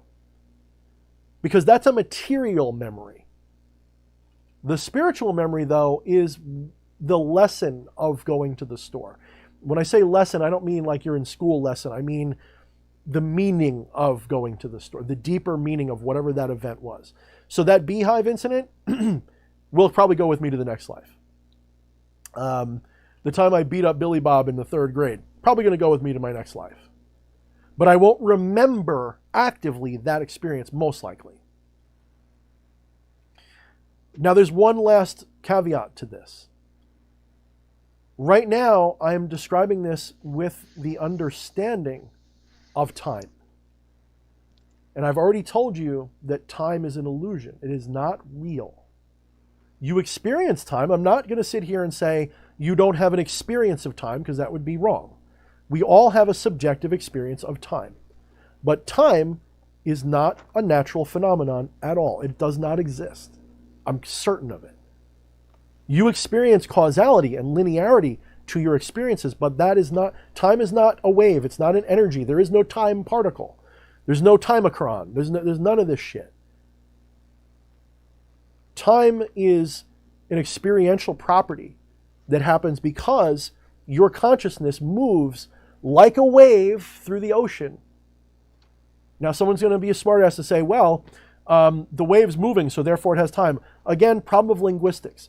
If you recall what I was saying before, what's moving when the wave's moving? The water's not moving. What's happening is it's going like this. Well, what's going like this? Is that movement, really? Or is it a change of pressure, a change of energy, a change of vibration? Is vibration movement?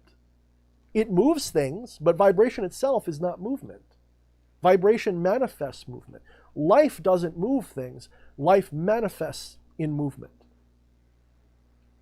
So your whole consciousness flowing down this river of time, use a colloquial term, is not actually moving anywhere. It's a shifting of perspective. You don't have to have time if it's just a perspective shift. There is no time. So time's an illusion that happens only because your consciousness focuses on a tiny little spot and follows that spot through a pattern. That's all it is. Time is not real. So that means there is no past life. There's nothing to reincarnate, if you follow what I'm getting at. There is only incarnation, eternal incarnation, constant incarnation. And that means the child that died, quote unquote, in our frame of reference, is also me and you. So in a really ham-fisted way of saying it, Desmond, I am you in a future incarnation. Or maybe I'm you in a past incarnation. Maybe you're my next stop on the list of fun. Or maybe my next stop on the list of fun is a fucking dung beetle somewhere in Africa, I don't know what the universe would have, like the universe or the greater consciousness, our greater self would have planned. I don't know if it would be you and be very serious and go, okay, let's get weird for a moment and jump into me, or if it decided, whoa, okay, we can't do that again. We need to take things a little bit more seriously and then jump into you. That's a value judgment, though, and that's an egoistic value judgment. We assume someone would assume that one of us is higher or lower on some spiritual hierarchy of preference. But I'm here to tell you that's not real either. I can sit here and pontificate about how superior my spiritual intellect is. Look, I know how to enunciate and make myself sound grand and spiritual, and you're just the flesh priest. Ha ha! But you may have something that I don't have. You may have a piece of the puzzle that I could not have in this life no matter what I did. In fact, you do. You have an experiential position that I don't have. You're over there looking at me. I can't have that. So I might jump to you next, and there's no up or down. There's no, oh, I'm gonna slum it and be Desmond next. No. Or vice versa. That's not, no. Every incarnation. Speaking of value judgments, wow, the only thing I have is that I get to see you. Wow, that's what I got going for me. No, you suck. So hopefully I have blown at least a few minds. Half of you guys probably have heard me say this 1,000 times already.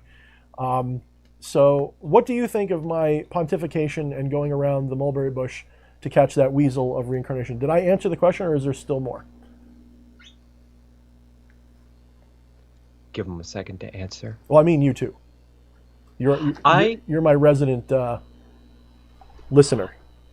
Oh man, I'm doing a bad job. Well, you don't actually have to listen. You just have to be a wall that like makes it look like. Be a mannequin that's like, I am the flesh wall. Just, I am a puppet for you to enter your hand and just.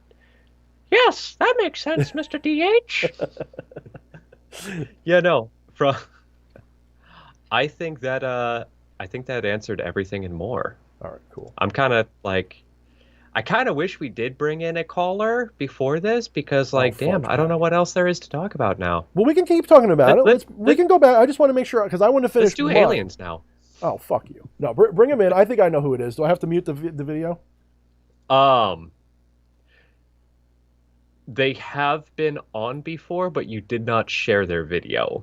Okay. However, I will say that after the fact, you did say, like, man, maybe we should have had him on video. Oh, is this the guy with the... Okay. Yep. Is it going to be just the most beautiful brogue you ever heard in your life? Yep. This man certainly dropped some panties last time. I know I'm totally straight. Like, I'm ridiculously straight, and I even felt like, ooh, sing me to bed, Papa. No, I'm kidding. Go ahead. Okay. Ritual of summoning. There we go. It's like... Come to us. You mad lad. Let's hear the voice. Hello. What's up, brother? What's going on, man? Please welcome Jasonium Arcanus. Jasonium, what's up, man? Let's hear beautiful greetings from the body land. Arcanum. I Arcanum. got AIDS on the mind. All right, shut up. I want to hear this. Say hello. Hello. What's going on, brother? I'm all right. I'm good. Yeah, what I've been discussing with a friend in the past month was the actual life of a soul and its incarnations. Now, my theory is when a soul is born, it may be given a certain objective that it has to achieve over a certain number of lifetimes, and then makes kind of a pact with its host, subconscious, and gives it some kind of, right, I'll give you this gift if you help me achieve this in this particular lifetime, but it obviously might have an overall objective. And when it eventually has completed its overall objective, it then downloads its gnosis to wherever it downloads it to, maybe the Akashic records. So I'm just wondering, these little bits of reincarnations are actually a soul has already picked up on, is already done, as working towards his ultimate objective. Your thoughts on that? Yeah. So before I do that, someone's saying I got to turn down Jasonius. The problem is I don't have control over that. So he's not a separate audio capture here. So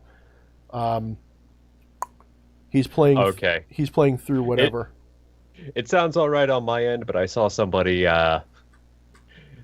seemed to think he was coming through a little loud, I think. Oh, yeah, no, I can't. Hopefully, yeah, sorry about that, guys. That's something I don't have a volume control mixer for. You got a deal. You got a deal. Sorry, guys. Okay.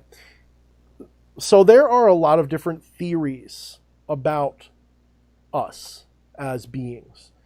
There is like the tripart soul, the quintessent soul. There's different versions of the story of what we think we are. All of them are thought form bullshit stories. Let me start by saying that in a very rude way. They're not useless, they're not wrong, they're like time. They work while we're incarnated, they help us understand, but they themselves are not the answer. They're literally not. So, in a lot of metaphysical perspectives, you have all these different cultures that will separate the self into these different parts. And there is a contextual sense to it, because you'll say, well, my physical being and my conscious being, they integrate, but they're not the same thing. I beg to differ. As much as I like to tell you that you are more than just a body, my point is not that the body, even though it's illusory, is pointless or is not the same thing. The idea of ultimate self is that everything is one. There is no separation even between spirit and material. They're just different perspectives of the same thing. If you look to the right, it's hard and it's material. If you look to the left, it's airy and spiritual. But they're both the same thing. Yeah. Like the Baphomet, the as above, so below. So, does this also apply, this same concept, does that apply to accomplishment, achievement, growth, goals, and all of this stuff? Why, yes, it does. You've already achieved those goals. Because goals require a concept of time to be real. So who is the goal for? The goal then is for your fun little experience of self to experience. So it is not really, the universe isn't collecting, excuse me, the universe isn't collecting pollen. It did. The universe is not collecting data about itself. It already has all of that. So what is it doing? It is limiting itself. Experiencing yourself as Jason, as Thorne, as Yepsen is an activity of limitation, not of growth. So if there is growth, let's pretend that there is growth. What is growing then? What is growing is not like a bunch of achievements and goals and quests, and you're not bringing knowledge to the source. The source has all knowledge. The Akashic record is. It doesn't, from my understanding, it doesn't grow.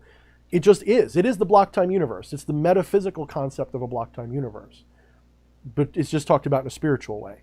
It's the same thing, in my opinion. So what's growing? What's growing is not some achievement, some goal, some activity, like you're not stacking more paper. What's growing is your awareness of what you are.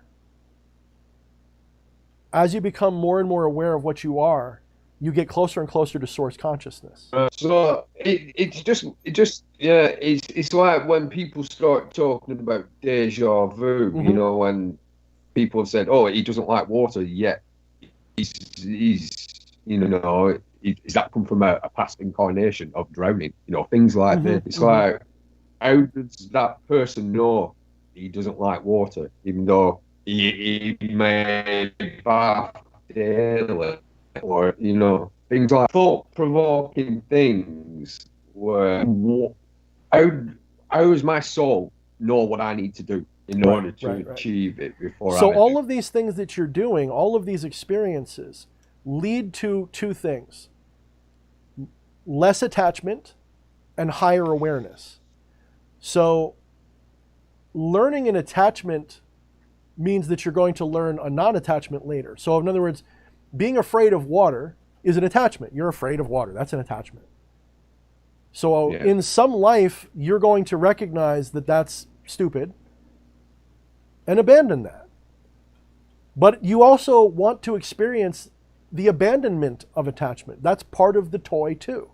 In other words, There is no goal. The goal is not to become less attached or to become more aware, but that is the arrow of experience that we're on. It goes that way. And to do so, we sometimes have to dip and rise and dip in these experiences where, so you're gonna say, my goal in this life is to learn not to be afraid of water. Perhaps, for example. So what was your goal in your life before that? To be afraid of water? So then the goal isn't really about becoming not afraid, and it's not even about becoming afraid. What is the goal of that binary kind of experience, of being afraid and not afraid? What is the goal of having both of those experiences? Care to take a guess? Probably to know what each one of them feels like. To have gnosis of them. To get yourself... to have the gnosis of that That's experience. where I took that. But then again, if you are already that, what are you having gnosis of then? So it's kind of like a rehashing of something you already know. Why do you listen to the same song over and over and over again? Well, it could be due to a memory, or something resonates with you with that song. So when you listen to a song over and over again, is it because you enjoy it, or is it because there's a reason? Is there a purpose? I know. That's a question, isn't it? It could be both, really. Well, I know when I listen to music, it's not with a purpose. I listen to music because I enjoy it. And if there is a purpose, it's because I feel like if I listen to this binaural beat, I know I can kind of, my brain waves will kind of settle down and I can be more creative or something. But I don't listen to music with a purpose, right? The purpose is to kind of have no purpose. It's to listen to the music and go, ah. But then then you can expand on that, saying, well, there's listening and then there's hearing. Listening and hearing are different things. Well, that's what I was pointing out before with the vision, when I said, like, over here there's things that I barely notice, and over here there's things I barely notice, but they're all, I'm experiencing them all the same, but I'm only really looking at you. I'm seeing all of this, but I'm only looking at you. Very similar to what you're saying, yeah. Yeah, because when you're breaking up a lot of robot. Here, you're like taking it all in and seeing the different scales and maybe the lyrics that actually mean something. So well, that's kind of how this could be, with the soul and things. Mm-hmm. I mean, if I'm hearing you right, because we are getting a bad connection, if I'm hearing you right, you're saying, what if I listen to and I notice more details? Is that what you're saying? And it gives more meaning? Yeah. Okay. Yeah, hearing is... more details? Probably more deep. Okay. So what makes a song sound good to you? Is it when you can pick out every little microscopic detail, or when they all blend together into a song? In other words, it's when they all blend together, right? Yeah. It'd be the melody, to be honest, and what the actual lyrics mean, and if it's meaningful and thing. Mm-hmm. And it just raises my spirit, I suppose. Yeah. Well, I got to tell you, because it's not any one of the notes, unless you're thinking like the THX startup sound. That'd be the only exception. It's not the notes; it's how they interact with each other that makes them special. It's not the sound; it's the emptiness between the sounds that makes the melody. It's not, or the rhythm for that matter, especially the rhythm, I should say. So it's the differences between the tones that makes the melody, and the difference between the sound and not sound that makes the rhythm. You need to have both. So no one part is more important than any other. You need them all. Otherwise, it is boring. It is death. It is boring as hell. Yeah. Right? Even a single tone going boop is more fun than boop. Right? Even that boop is more interesting, because there's some kind of quality of, at least it's the same sound over time. But your brain will get bored of that and fade it out anyway. It will eventually disappear, won't it? So what are you doing by being alive? You are transcending the boredom of being everything all at once. And you're engaging in the play of being a small, identified sense of I. The universe is born out of play. I'm convinced of it. All of this is a game. It's a dream that you've intended to have. And the dream, each one of us is going to have our own timeline, and they all go back, in a way, like what you said, we go back to source, and we think we're dropping off a payload, but that's part of the story too. That's part of the game too. Because we already know. So suppose if we're dreaming while we're in a dream, that's a form of inception then. That is happening, that we're experiencing. In a way, yeah. I mean, you're dreaming right now. It's just you're awake.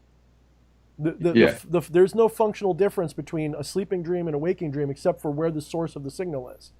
So in other words, when you're awake, most of your understanding of reality is based on what your nerves are doing out here. When you're asleep, those are cut off with chemicals and stuff. So you don't actively, consciously feel your hands, although those nerve signals are still flying around in your body. You're not aware of them. And all of your sensory awareness is an internal thing at that point. You know, it's like a brain in a jar.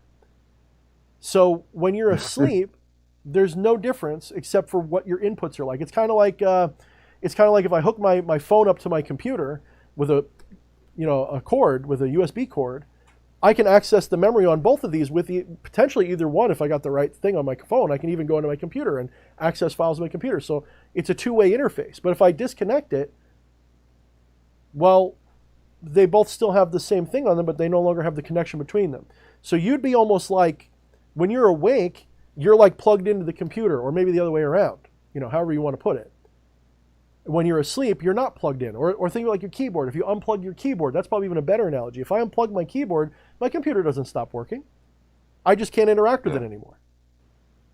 So it's kind of like that. When you're consciously awake in the day, your keyboard's plugged in. When you're asleep at night, the keyboard's unplugged. Yeah, it's basically the same thing. Suppose if you're asleep, like you said, you can't interact, but you can still receive and download things if need be. And Good then way to put it. Download when you're awake, and when you're awake, you can actually interact and think, "Oh, I've just downloaded this. Let's have a look at what it means." You can actually open up the file, supposedly. Yeah, but part of that is also illusory too. Yeah, another thing that got me thinking as well is that higher self is not a mediator between the soul and the host. I couldn't make that out because you roboted right in the middle of that. You said something about a mediator. What would say it again? Yeah. When I'm saying the higher self, would that not act as a mediator between the soul and the self and the host? So when I say higher self, this is part of the dilemma of language. When I say higher self, it's because it's unfortunately a flaw of mine, and I apologize to people here, is that's the language doesn't support the concepts. The only way that I can really relate this is to tell you what you're not.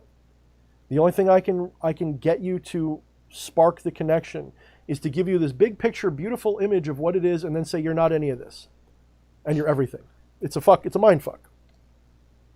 So it's a complete paradox. It reminds me of some of the Terminator paradox. Yeah, because you are everything and you're none of those things. You're none of the things, but you're all of. So like, if I didn't exist, I could be. Like, yeah. So well, you don't exist. You're a story. My existence is based through my non-existence as well. Well, you have to be able to not exist in order to exist, and what you think exists doesn't.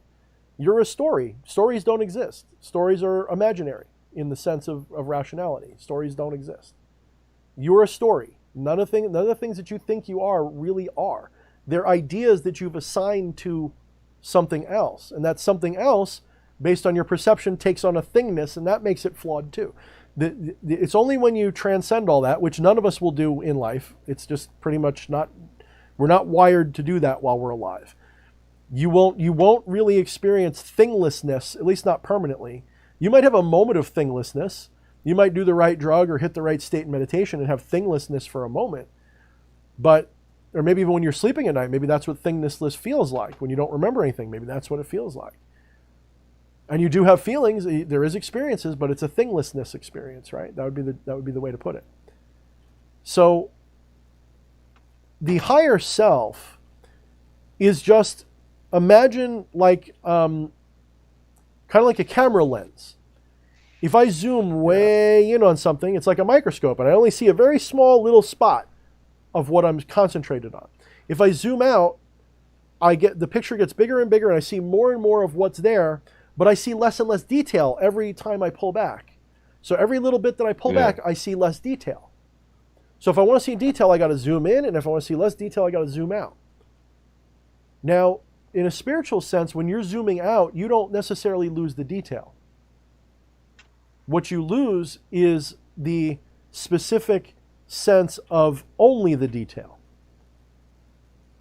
So you imagine that you could zoom out with the camera lens and not lose any detail. It would be just as crisp as it was when you were zoomed in. That's what your higher self's awareness is like. And your higher self's awareness might actually come to involve not just you, but the person sitting next to you. In fact, as it zooms out more, your higher self begins to take on everybody, the whole planet, the whole galaxy, the whole universe, if it zooms out far enough. So when we're talking about your higher self, it is a bad linguistic requirement to put context in the subject of self, other, higher, lower, soul parts. It's the linguistic parts of the soul. But those linguistic parts are not actual parts. There is no partification of the self. There is only the self. There's only the universe, only the source, only the, whatever word you want to use, the I am, whatever you like, that's all there is. And that word is bullshit, but that's all we can use. So when we say the higher self, I'm implying the part of you that is aware of itself as you and more than you. Because you don't grow into that person. The ego doesn't expand until it becomes that person. What happens is that person says, wait a minute, I'm not just the ego, I'm all of this at the same time. It zooms out. And it begins to take in the context of everything that it is. I hope I'm making sense. Yeah, I suppose it's like when you say you're zooming out, you're seeing the bigger picture, but you can see every piece of that puzzle that's made up that bigger picture without having to. At least theoretically, I'm sure there's zoom outs that happen where you don't see that, But I think that when I say higher self, I'm talking about that part of you that is you, that knows that it's more than just your ego, but it is currently acting like it's just your ego. It's playing with itself. It's like masturbating, basically. Yeah. It's like, to run it back to Flesh Priest territory, it's basically masturbating. It thinks it's palm, like it's thinking it's somebody else, but it's not. Yeah, because as I do daily meditation, especially in one of my rituals, one of the parts is when you destroy yourself and reborn. Well, before that, I get a message from my higher self as You're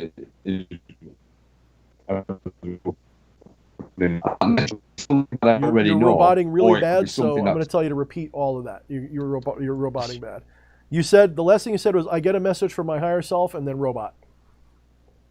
Okay. Am I all right now? Can you hear me now? Yeah, I can hear you right now. Now it's coming through good.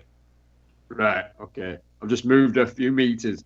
What I was saying is, when I do a ritual every morning, on the last part where I'm obviously, before I destroy and recreate myself, I get my higher self who comes to me, and he gives me a message. And that message could be something I already know about, or it could be something that I'm unaware of. Now, is that down to the higher self seeing the bigger picture and knowing what needs to be done?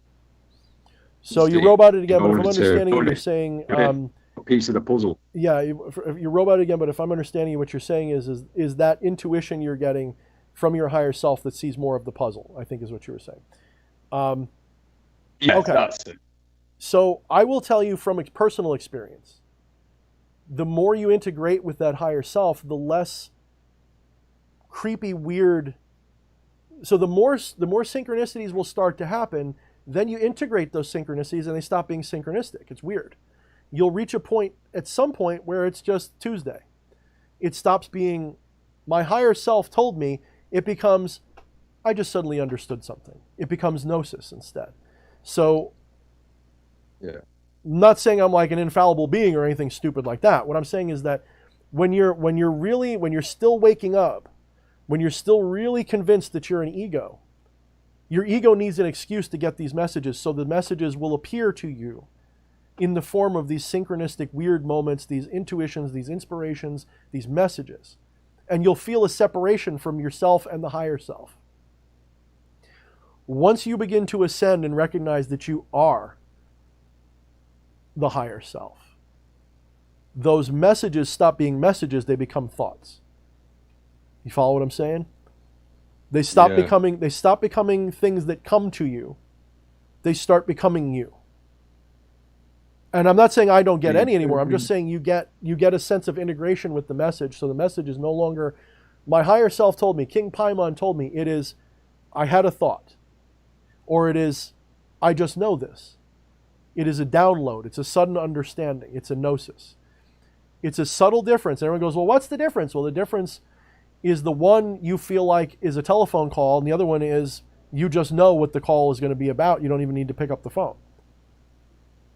And when you pick up the phone, there's a lot of lost information in translation. You know, like when you pick up the phone, just like we're having a problem with our signals with each other because of the internet, there's a lot lost in translation. But when it comes direct, there is no message. There is just sudden. So, like I'm holding amethyst through all this because this is a very amethyst style conversation we're having. We're talking about definitely upper 3 chakra stuff. And the amethyst is associated with the crown generally, or a quartz, depending upon how you like to run things. I use it for third eye and crown personally, mostly for crown. So the crown is all about those higher energy messages. It's all about integration between what you think is you and the source itself. And when that gate is wide open as it can be, there's less of a sense of self and more of a sense of all.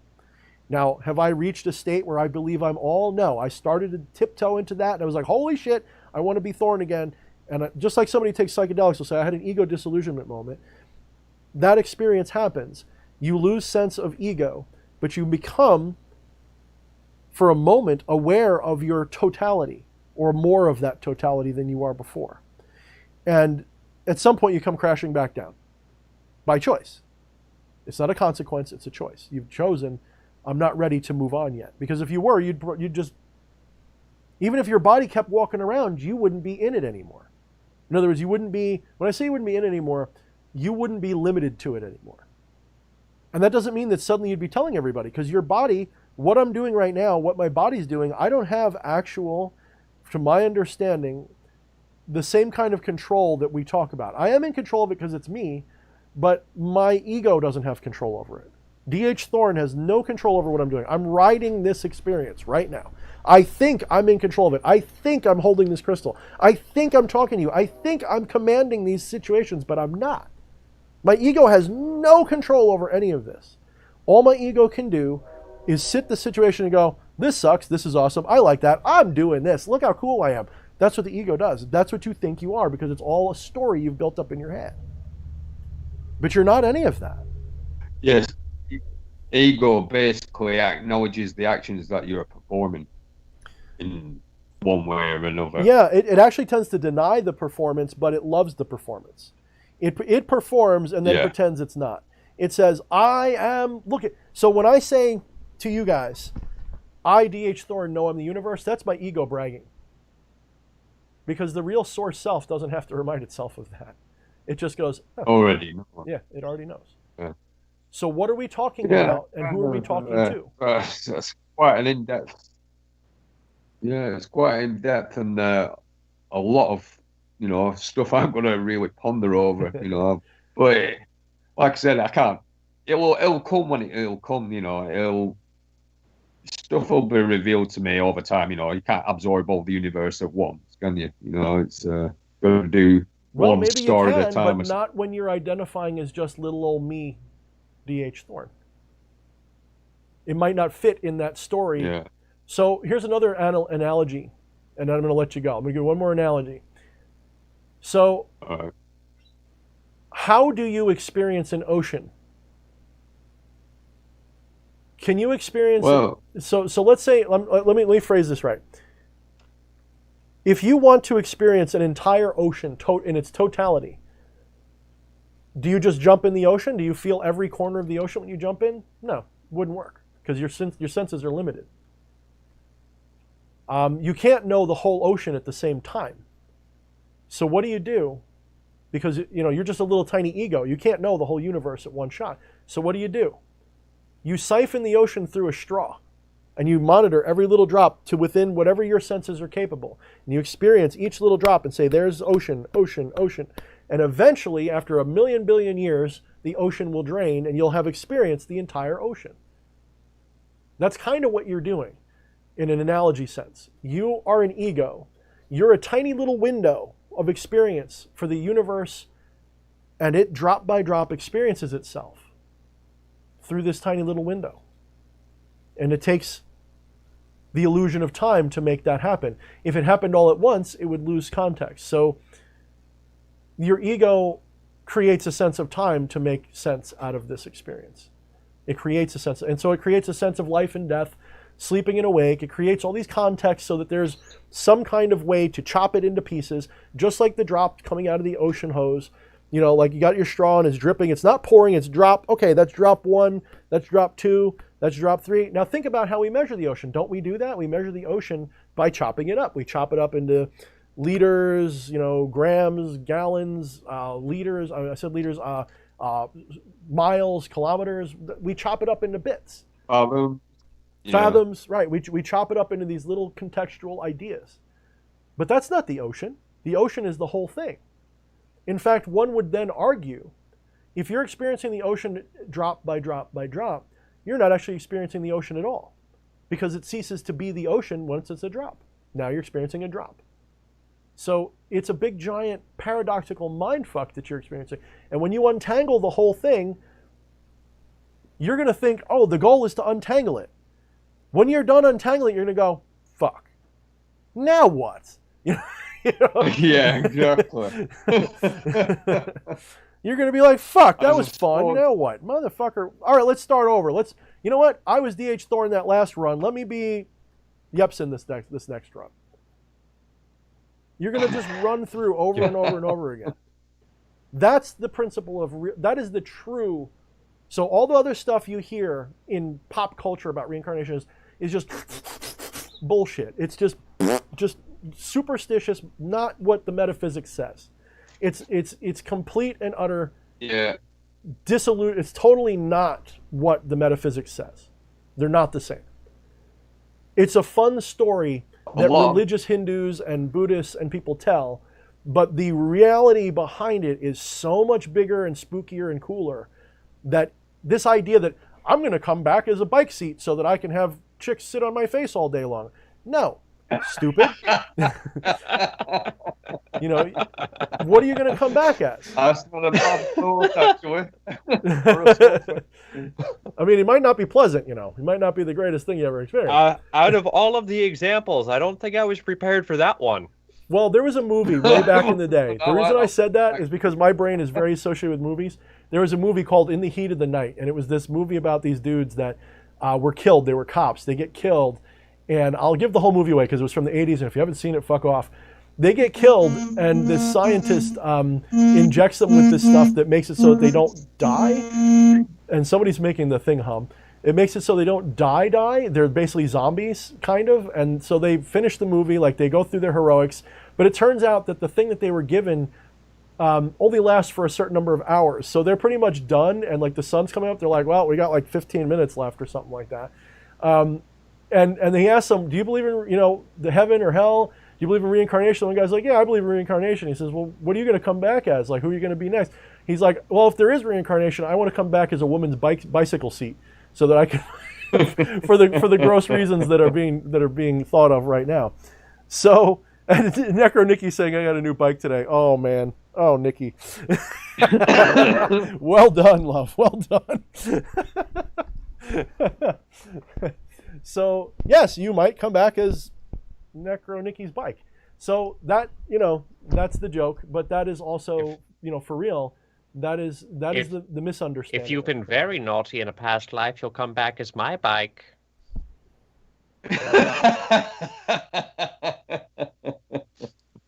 Next. Maybe, you never know. Yep, next life. Skip. You're like one of those ads, isn't it? Skip this life. Jason, thanks for calling, man. So I appreciate you. So call back again. I'm going to move on. You got anything else you want to say? Very much for answering that. Great discussion. You're welcome, brother. You're welcome. Yeah. Well, what I'm going to do is get my network pretty soon, so we'll have less roboting, hopefully. Yeah, man. I think it's mostly just because it's a cell phone. You must be on wireless, and that's all it's doing. Yeah, it happens. It's normal. Yeah, that's what it is. Yeah. Anyway, great show, and I'll speak to you soon. All right, brother. We'll see you on Discord or whatever, brother. Have a good one. Yeah. All right. Yeah. You too. Have a good night, dude. You know, through the entire conversation, we talked about some pretty heady stuff, which I'm just a big dumb idiot who sniffs termite turds. So take this for what you will. Like, you know, most of it probably went over my head. But I think the most confusing part was when he said he moved a couple meters closer. What the fuck is that? Do you have any occult insight to what the fuck he was talking about? Well, you don't actually move. The universe moves around you.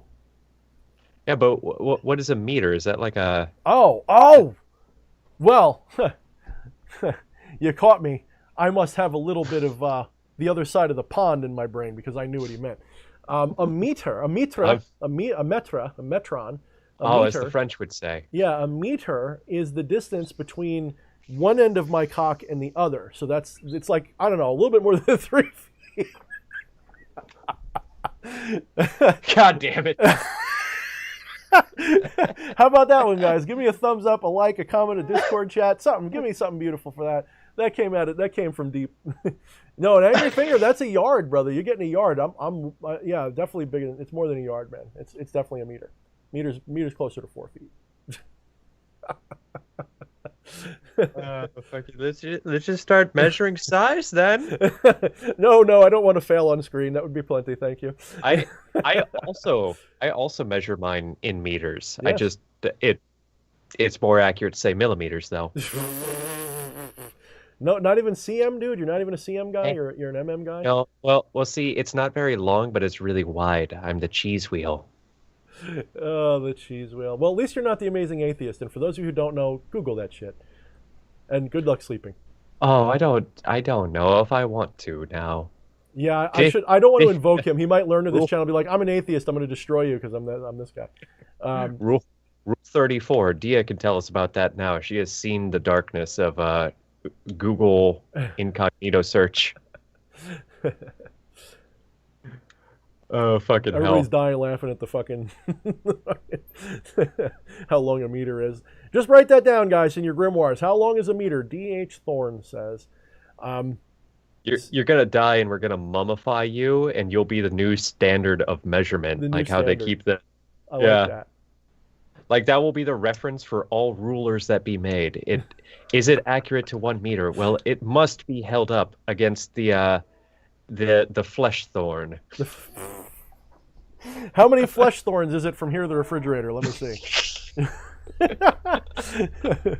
Oh, we got to this part of the stream, guys. We're at this part. We've arrived. Man, I get 1,000 flesh thorns to the gallon. Oh shit. Oh, man.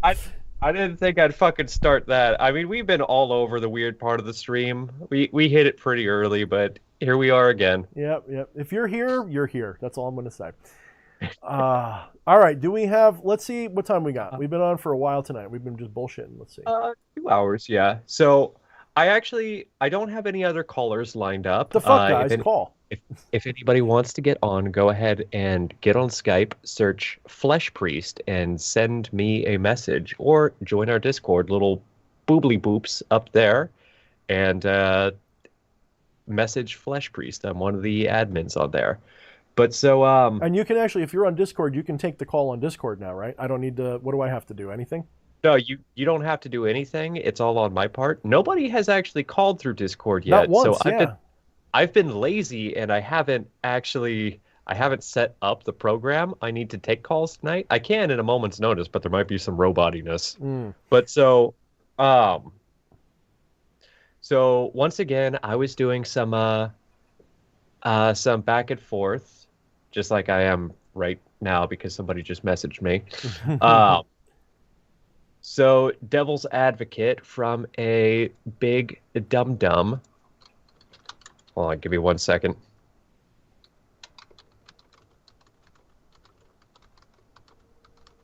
Where'd Eric go? I haven't seen him in a little bit. I haven't been watching the chat. I guess he was here a little while ago. He must have bounced out. I love you, brother, in case you come back. I miss you already. I should have said hi more. I was like totally sidetracked. We love you, bro Sidon. We bro Sidon. I like that. I wonder if he saw the fucking meme that I made. It's just like, oh, fuck these guys. No, I don't think I saw it. Send it to me direct because I have so much stuff Hey, in our private Discord server, I put it in the music channel, and in our Sanctum of Shadows, the DH Thorne server, I put it in arts and crafts. Was it a long time ago? No, it was earlier today, just before the stream. But so I was actually talking to somebody in our Discord server about music earlier. I was like, oh man, I got to stop talking about music and start talking about non-duality. But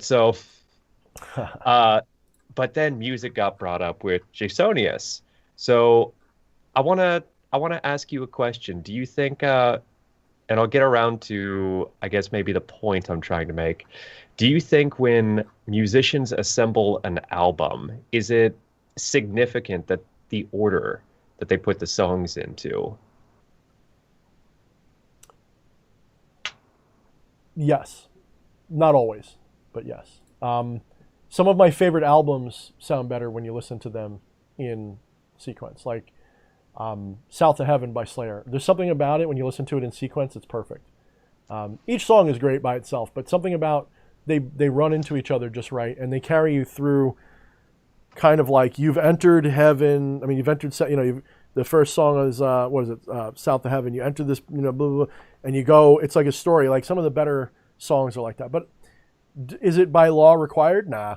Like Smashing Pumpkins? No, I don't know. Like I listen to that, and it kind of all blends together. Ooh, call out. It kind of blends together on some level, yeah. So, yeah, well, fuck it. I'll make a call out too then. Fucking Godsmack. I like them, but all of it just kind of blends together. I don't think the order is that important. Mm-hmm. Definitely doesn't always. Yeah, definitely doesn't always.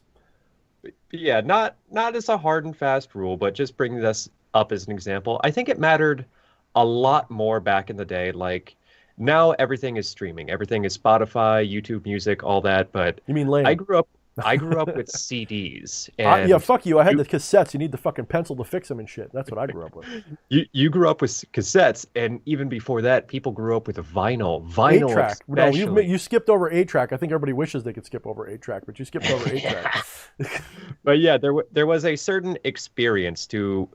You could skip around. Don't get me wrong, but it wasn't nearly as easy as it is now. So you had to put as a musician, as a producer, you had to put a lot more thought into the entire experience of maybe there's a ballad in here to break things up. That way this big energetic song hits a little bit harder. The sequence had importance to it. So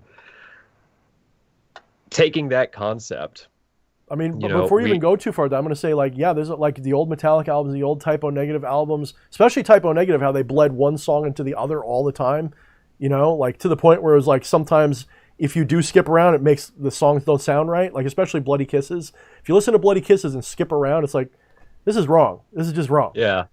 I have some, like, a lot of Tool albums where I can't listen to them really all mixed around. I have to hear the next song on the album as it was intended. The fucking skipping is against the law. It's an unwritten law, but it's against the law, punishable by fucking lynching.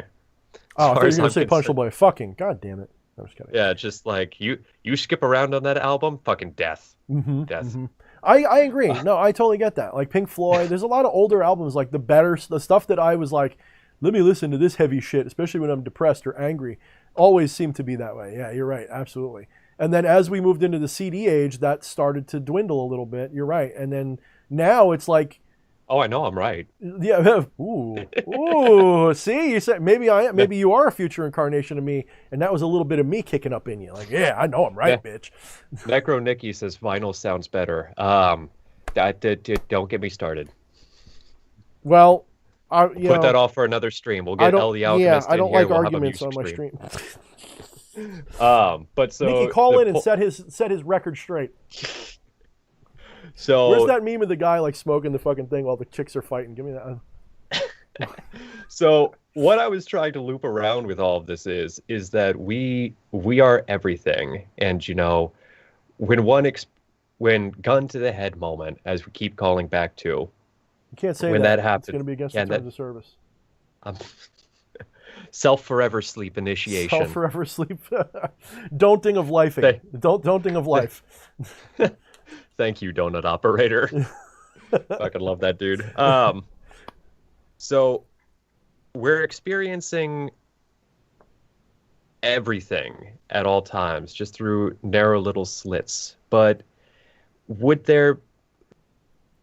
it be significant to, similar to a record, how there's an exact order maybe sometimes where maybe you need to have this experience before you have the next. Maybe this piece of gnosis will not hit the same unless you had previous ones before that, stacking upon each other, building the pyramid up. Oh, for sure.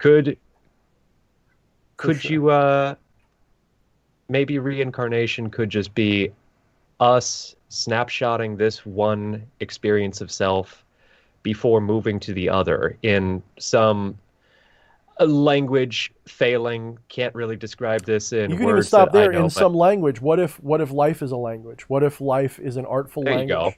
What if we are telling a story? Like I said, we're telling a story, but that story is told in a language. The language of existentialism is experience. I mean, that's the language of experience, of life. So yes, I think you're absolutely right. Now, that doesn't mean that there is only one way it should go. Just like with music, we make how many songs out of 7 notes? How many? Well, not 7, but 7 whole notes, and then all the that's Western music theory. I will have you know that. Okay, not going to start that rant. You know what I'm saying, though. There's yes. I get the intent. Yeah. So there's only so many real like this. So we do the same thing. We make the whole universe out of only so many particles, supposedly, too. It's the same idea. The fractal pattern once again emerges in everything. So what are we doing here is we have decided that this kind of pattern is funner than the other kind of pattern. So there's probably some sense of us that doesn't like music of, language failing, music to have a certain pattern that we're used to. Maybe it likes the pattern to be something disjointed and weird. Maybe that's a crazy person. Maybe that's a spirit that's disembodied. Who the fuck knows? But it has a different pattern of experience that it is looking for. Just like some people like country music and some people like heavy metal and some people can't tell the difference because it's all just white people screaming into a microphone. It's, whatever that is. You see, heavy metal, it's just farm emo. It's just farm emo. That was just regular country music, dude. I like that, though. Farm emo. That's good. That's good. Yeah, I think coming from this perspective, there might be something to reincarnation about, perhaps say this idea of higher self is experiencing the snapshot of the flesh priest before, once this idea of self is over, suddenly going over into the snapshot of D.H. Thorne's idea of self, following this little line. And maybe there's many, many, many of them within this idea of universal self, higher self going on. And all of this is time does not exist. Mm-hmm. So this can happen in any order we want. Maybe it's the language of life, just needing to find that exact sentence structure to find that higher essay. I keep telling people, they say, well, what is it, according to you, Thorne, what is it like to be a god? What does it feel like? And I'll say, you really want to know? Step 1, shut up. Step 2, just breathe. Become aware of what is. If a thought comes, don't chase it. If a thought comes, don't chase it away. but seek the emptiness between those thoughts and know that that is you. And listen to your thoughts like they're the sound of a running faucet. It's just a babbling brook. It doesn't necessarily have to have any meaning at all whatsoever. What do your thoughts sound like when you're not paying attention to them? Imagine just being and experiencing everything from this one little perspective. That's it. It's not anything more amazing or less amazing than that, because the source has decided to filter itself through this one little keyhole. That's it. You already are that. There is no more. If everything I'm saying is true, you are already exactly that. It's all of these distractions. Sometimes even the magic that I do and talk about is a distraction.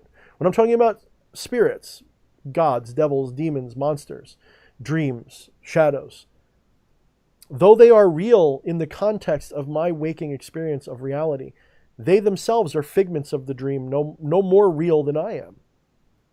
In many ways less, because they are less tangible to everybody else around me. We think of things as being more real when we have an objective truth. That's backwards and wrong, but that's how we rationalize it. So, somebody saying they can't see the Discord address is probably because you're all tiny on the screen. Let me fix that. Oh, yeah. I'll link them to it, too. Oops, wrong button.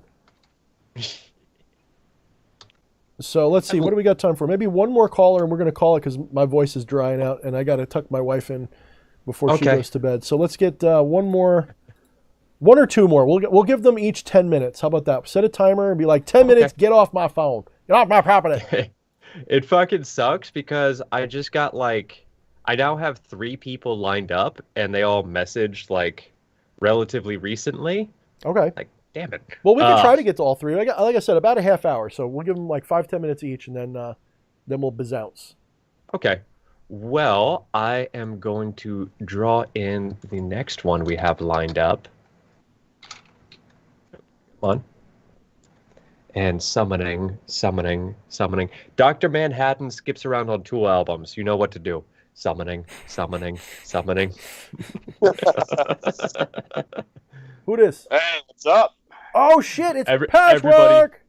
What's up, brother? It's been a minute, hasn't it? Yeah, man, you were my first been. caller, my second caller, and now you're today's caller. What's up, brother? Not much. I actually jumped on this stream about a little while ago, and I was kind of listening to you guys talk about reincarnation and stuff.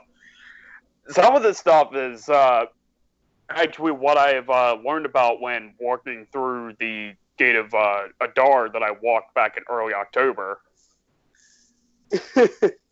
And I actually find it pretty interesting because I was actually really thinking about this sort of stuff earlier today, so kind of experiencing a little bit of synchronicity. I get that a lot.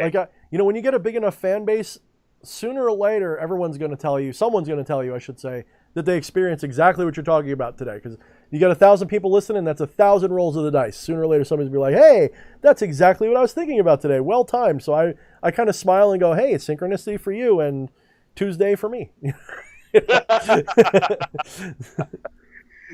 So how have you guys been?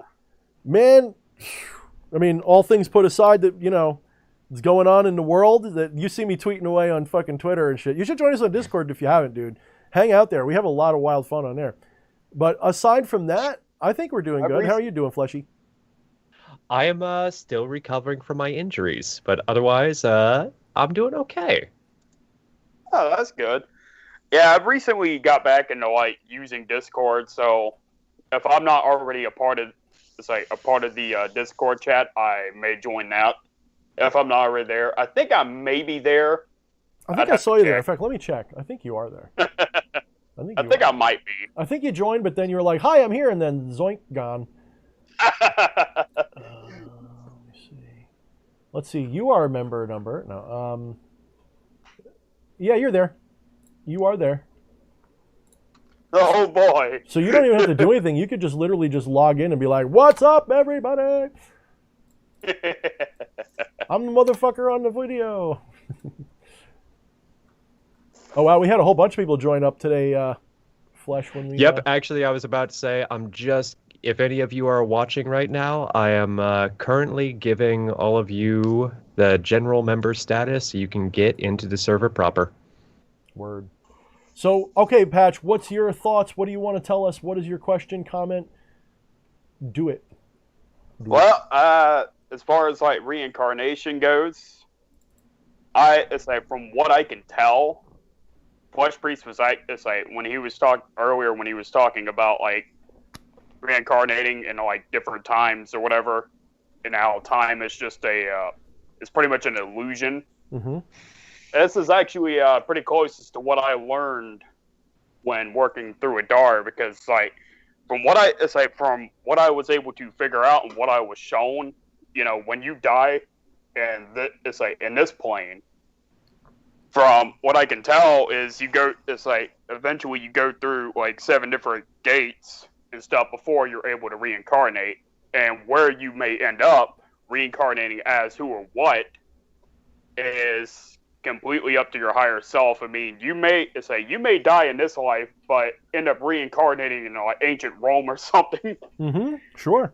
Or you could reincarnate into the person who killed you.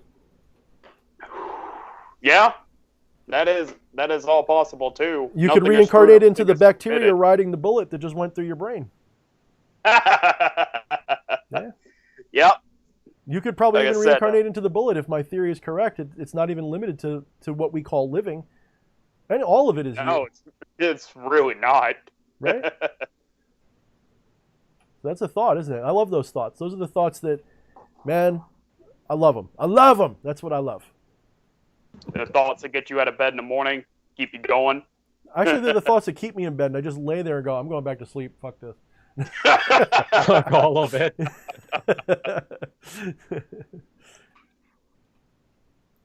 A lot of you guys, like I've seen somebody say, what's it like to be in Thorne's head? I'm like, it's usually pretty quiet, actually, unless I got a song going. That sucks. Yeah, you were talking about that on the invocation, like rationalizing magic video. It's just like, yeah, most of the time it's just nothing going on up here. Just I gotta go back and rewatch that video. The first time I watched that video, I was starting to get pretty hammered.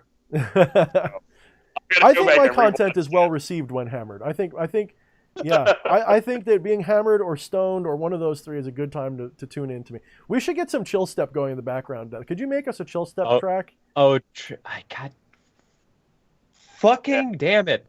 That was going to be a surprise, you bitch. Totally.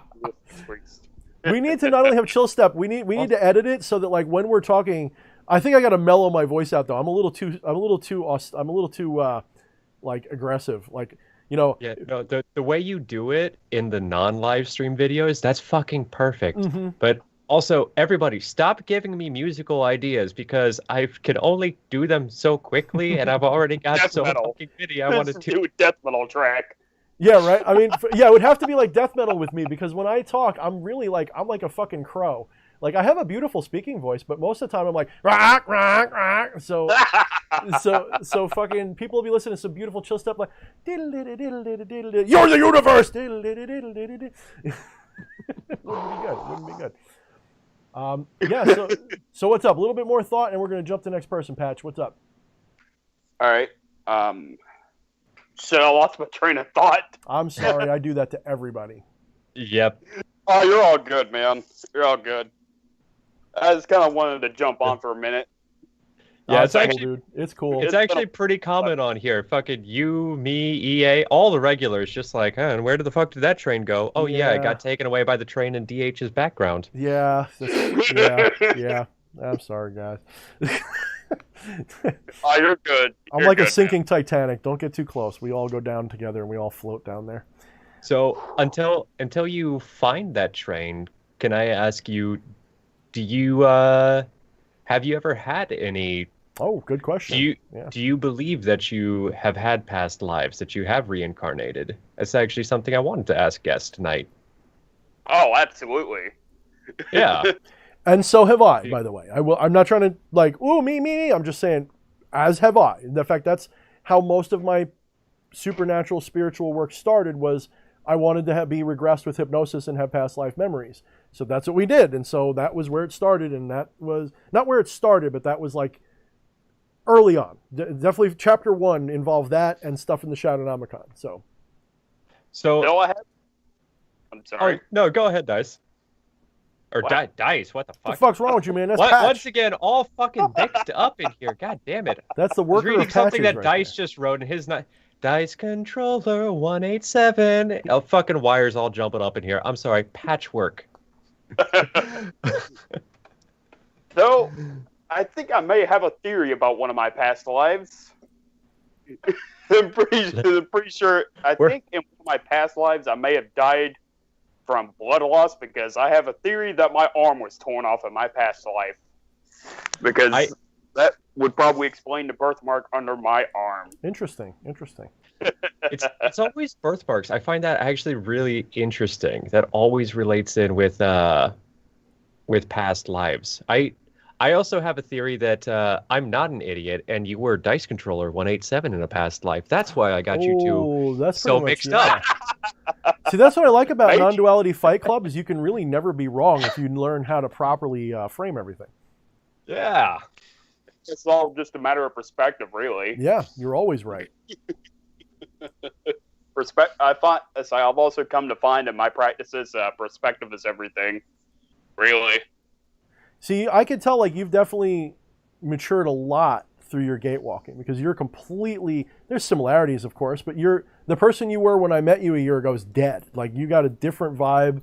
You know, you're way more like, you know, you're not quite so asking questions as much as you are like, I got a glimpse of the top of the mountain a little bit. Like I got a little glimpse of it. I got it. Right? Patchwork is dead, and Patchwork killed him. Yes. So you've already reincarnated at least once. So you've had reincarnation experiences that you're aware of. And you think one of them you lost your arm. Well, do you remember how? No, I don't. This is, like I said, this is all just kind of a speculation and theory. Really.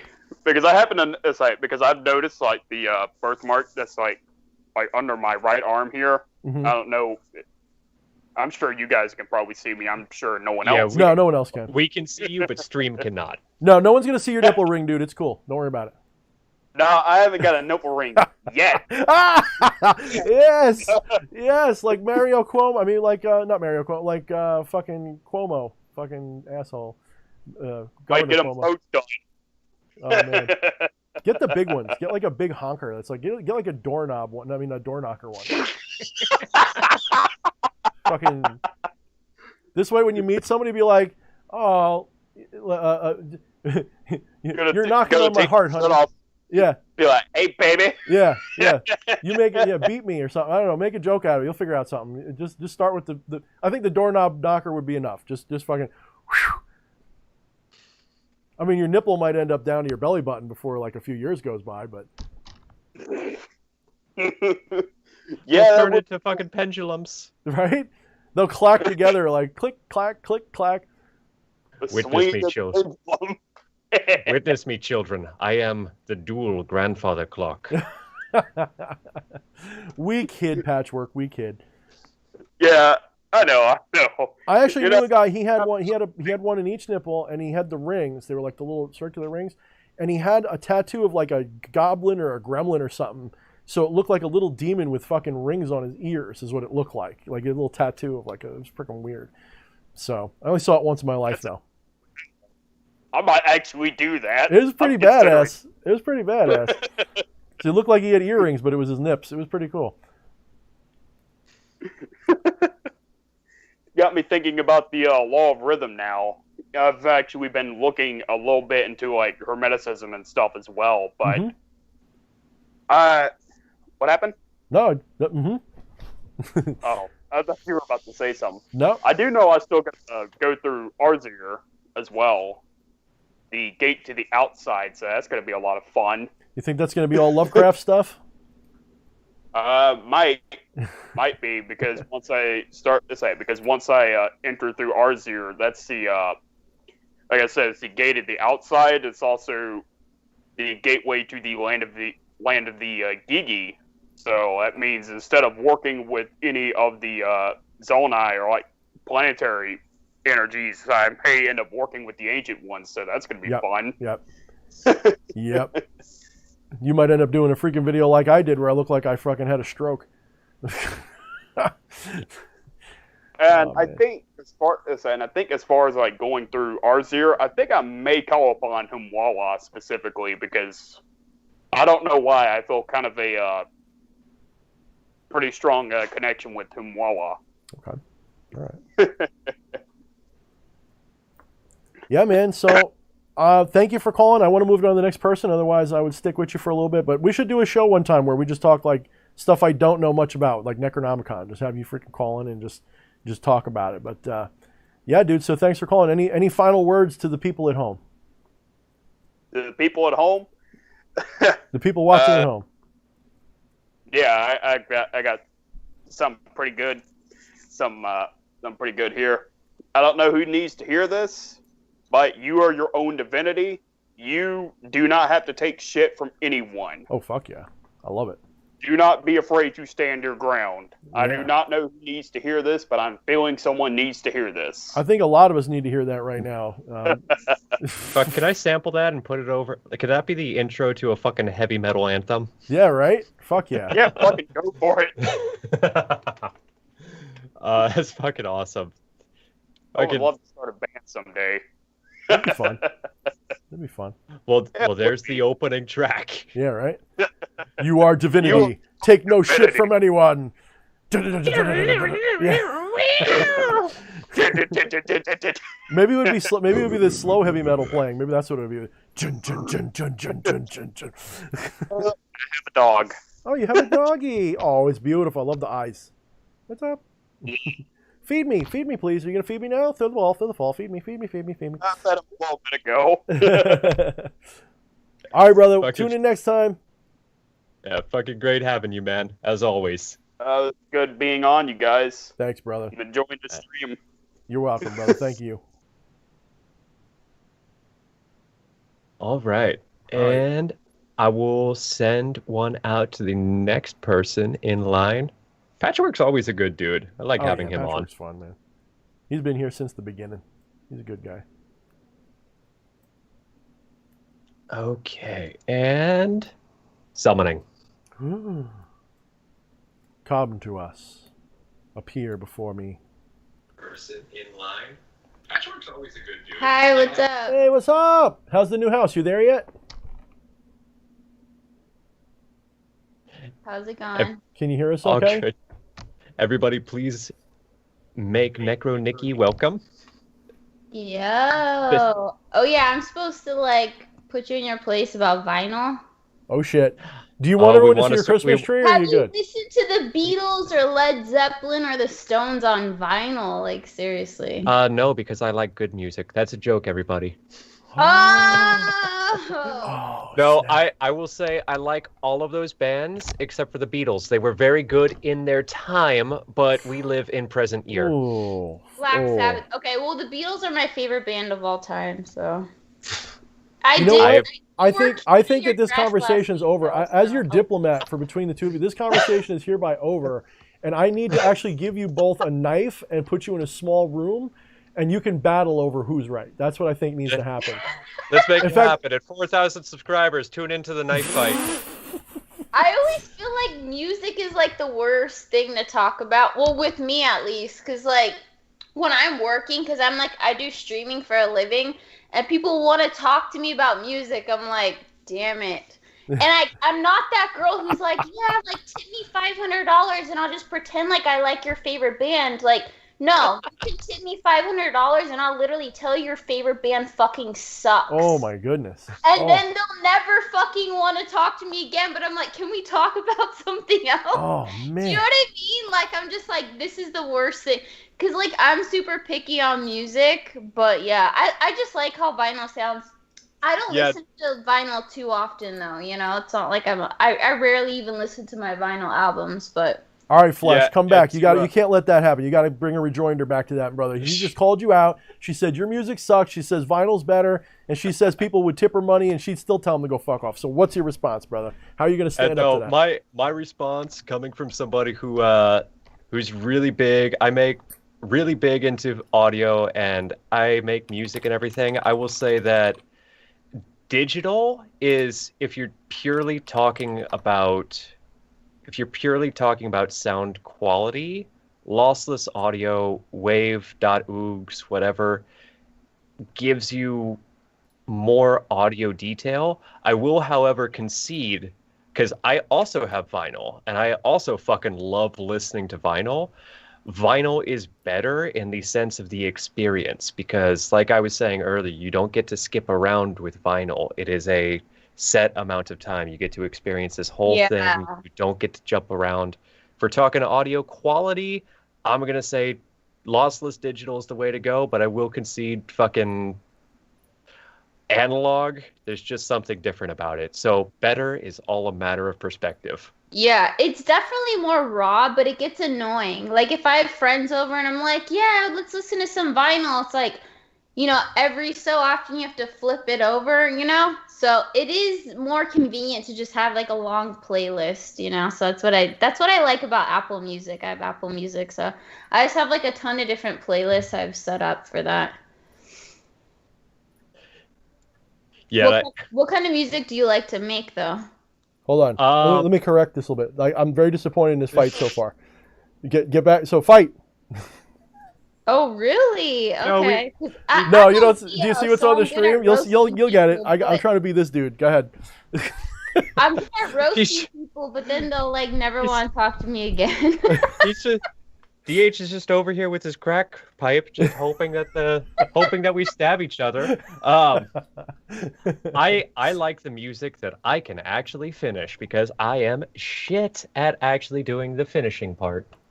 Oh, I like shitty music, so I'm like, I like. Oh, you'll love what I make then. Okay, probably. I like bad quality. Like I like punk from like 1979 to like 1980, like you know, like that kind of like raw or like grunge sound, you know, where it's like they're talented musicians, but it's not over processed, you know, it's not like fake. Like see, I'm so eclectic that when somebody says I like this, I go pretty much yeah, I like that too. But there's a few exceptions, but no, I get that. I like that stuff too. I remember that growing up.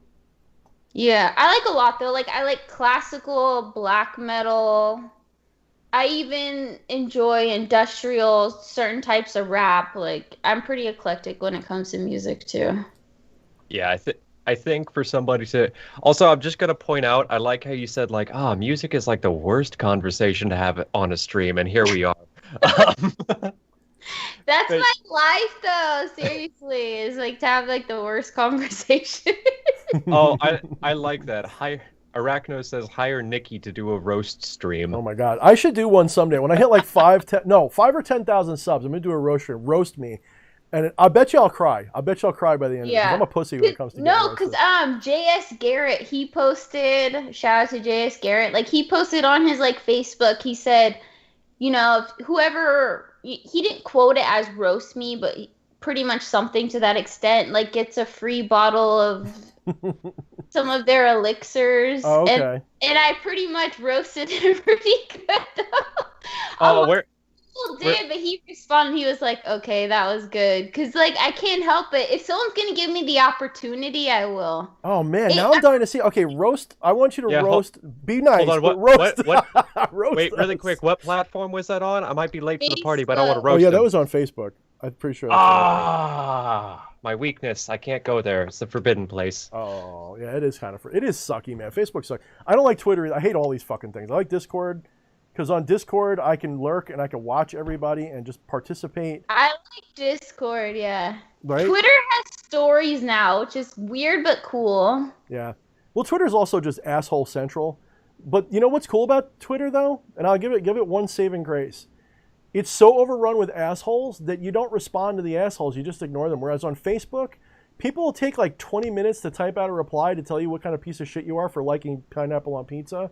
And you get so fucking, like, you get all worked up over the dumbest shit on Facebook. But on Twitter, it's like, you're fat. And you're like, well, you're stupid. Yeah, you're stupid and fat. Well, you're fat and stupid and smart and smelly too. And it's just so lame that it's just like, you can easily just, who cares? Don't give a fuck. So, yeah, I feel like on Twitter you get more randoms. Like if you like try and troll someone or say something, then you'll just get a ton of people trying to troll you back. Totally true. I'm Facebook, like, it's more personal. I don't know who you are, so I'm not even gonna respond. Respond to this or But care. that's what makes it okay. Like on Facebook, it's more personal because on Facebook, people will fucking stalk your whole profile. They'll figure out who your family are. They'll bother you. They'll DM you when they get mad at you. On Twitter, it's like everyone expects you to fight. So it's like nobody cares. Everyone just fights. It's much better. That's why I like it a little better now, but I don't like it to like do my work on. Like there, I just troll people on Twitter. I don't even use Twitter for like realistic purposes. I'm an asshole on Twitter. But no, Discord is much better for this stuff, for hanging out with friends. So am I. Like, I said something to the governor of, like, California, right when I was, like, leaving California, and then Twitter was like, they gave me a warning. They're like, if you do this again, we're going to, like, ban your account, you know? Fuck Twitter. Fuck all that shit. Fucking censorship is I was bullshit. like, I Fuck drank that. a little too much that night. I didn't think what I said was that bad, but now that I look at it... Put it in Discord. If you have a screenshot, put it in Discord. I'd love to see it. That'd be hilarious. I was like, okay, I can't do that again. But I need to let that out before I left California, apparently. Well, you kind of, you dropped the mic and you left. That was the perfect time to do it. Like, you all can't touch me anymore. Yeah, they're gonna try though. Don't kid yourself. They're gonna try. Newsom's gonna show up at your house and be like, "Are you wearing a mask? Because I've got an extra that you can have." Mm-hmm. Oh, hey, not to go off on a tangent, but we're arguing about pineapple on pizza in the chat. So I'm going to play the adversarial role and say pineapple on pizza is delicious. Don't at me. There's nothing adversarial about that because I'm a fucking Schweinhund and I like pineapple on pizza as well. I like peanut butter on pizza too. I love it with pepperoni especially. Mm-hmm. Pepperoni's good. Yeah. Yeah, because you know what it is? I like sweet ham. Don't say anything, Desmond. I like sweet ham with pepperoni. Like, it's actually really good. Like, when you mix them together, the salt, the sweet, and the spicy. God damn it, it's turning into one of those moments on the stream. Canadian bacon, mm-hmm. Yeah. Yeah. Right? Like, I can't eat bacon without syrup on it. Well, I can now because I have to because I'm on keto, but... I don't eat meat very often. I'm basically pescatarian. Don't say anything, DH. I was about to. I thought you were a peniscatarian. I don't know. I could be wrong. Oh, no. I think people are unsubbing because of our sentiment about pineapple. I see the numbers going down. Concurrent viewers went from 47 to 40 in like 3 seconds. No, I don't eat meat very much anymore, but occasionally I just fucking crave a Hawaiian pizza. It's just a good combination. You're not wrong. Oh, damn. Yeah, I used to be vegan. Like, I was vegan for like a lot, like 7 years. I'm not vegan anymore, but it's funny, like, when I post stuff now, because, like, I posted, like, a story on my Instagram of, like, Chicago dogs, and a bunch of people were messaging me, like, is it vegan? Because there were so many toppings on it, you couldn't even see, like, the hot dog. I'm like, I'm not even going to respond, because that's just a conversation I don't want to, you know, it's just... Talking about, like, who cares what I eat? I don't care what you eat. I don't want to have this, you know what I mean? Because then it turns into some crazy conversation. How are we going to turn this into magic now, though? What does pineapple on pizza have to do with magic and reincarnation, dude? How do we come back to the source on this one? We are all everything, and we're all everything pizzas.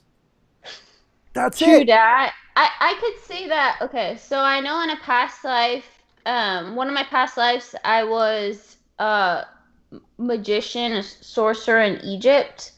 Also, I found out so in all my past lives, I was a sorcerer and an artist, I found out. And then recently, like within the past few days, I found out I was like a really powerful sorcerer in China. Okay. Which is one of my most recent, I found out I was one of the most powerful sorcerers in China. I'm like, that's kind of random. It's just crazy how it can be from like one culture to another. It's almost like you're experiencing different realms, you know? And how did you discover this? Like, what did you use? Hypnosis? Somebody tell you? Like, how did you do it? Dreams? I just, with the most recent revelation, I was just channeling information about past lives, and that came to me, and I was like, okay. Like, sometimes, like, stuff will just, like, come to me. I wasn't even channeling about past lives, but, like, I was, like, just, you know, having a conversation with my guides, and they told me that. But, yeah, I thought that was really random. I was like, okay. Yeah, that's different. Yeah. I know when I was doing that stuff, what we would do is they would induce me with hypnosis, and we would create what we called the corridor of time. And it was this endless corridor. And every door and window was a door and window to a memory that was important. and some of them were like from this life, and some were from. Then I saw stuff that was just weird that didn't make any sense, and then I came to learn that.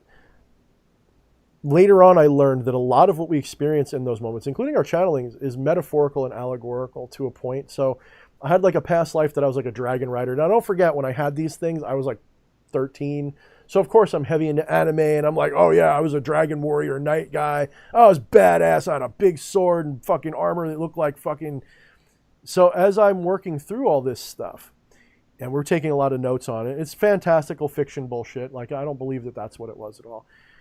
As I've gotten older, I've also recognized that the things that I saw in that translated into prophetic stuff that happened, but it wasn't that it was dragons. The dragons was a metaphor for the energy, like the primordial energy, and the warrior aspect, all the stuff I saw. I wasn't some dude around with a sword, but there was definitely, I had my armor and my weapons, and the armor was the representation of protection, and the sword was personification of power and destruction. And these things were metaphors for things that came later, and they came to pass in ways that were hard to, like, only I and the people who heard the story would go, yeah, that makes perfect sense, at the time. But so I don't know, sometimes I wonder what we see when we do these things. That's why I remain always optimistically skeptical about all of these things, because I go, I'm not in the least bit saying these things don't come to people. I just question sometimes their significance, and I wonder, was the significance something that was a legitimate, real, superstitious past life, or was this a story from my memories of the multiverse that is important for me, that I needed to think and believe to get me to the next stage in my life where I was? Because when I was younger, I felt powerless a lot. I was in a bad home. I had a lot of problems going on. So feeling like I was a reincarnated dragon warrior gave me something to feel special about. And then as I got older, what I did was, because I believed that that's what I was, I acted like it. And I went and I would try to learn magic a little bit, and I'd try to learn martial arts, and I'd try to be this dude, and I got into dragons and mythology. I integrated what I thought was my past life. I wanted to be that guy again. And so in the process of doing that, I actually improved. In other words, it wasn't like this memory was just a memory and, oh, that's cool. It turned into a path working, I guess you could say, in a manner of speaking. Yeah. Do you feel like hypnosis is something you put yourself into, or Sure. do you feel like trance, or do Sure. you feel like it's kind of similar? It's the same kind of idea, I think. Maybe a doctor would disagree, but the transcendental states that I use in magic and in my meditations and stuff, they're really no different. Hypnosis is just a way to pattern your thinking and your experiences so that you enter a calm state, so that your mind is awake but your body's asleep, just like from the gateway process thing that they have that I did the video about. Very similar thing. It's just they do it differently. You're occupying your mind in such a way with the commands and with the visualizations that people feed you that you are awake inside, but part of you is asleep too. So your brainwave pattern goes down to like a theta or a low alpha or a high theta. You're kind of awake and asleep at the same time.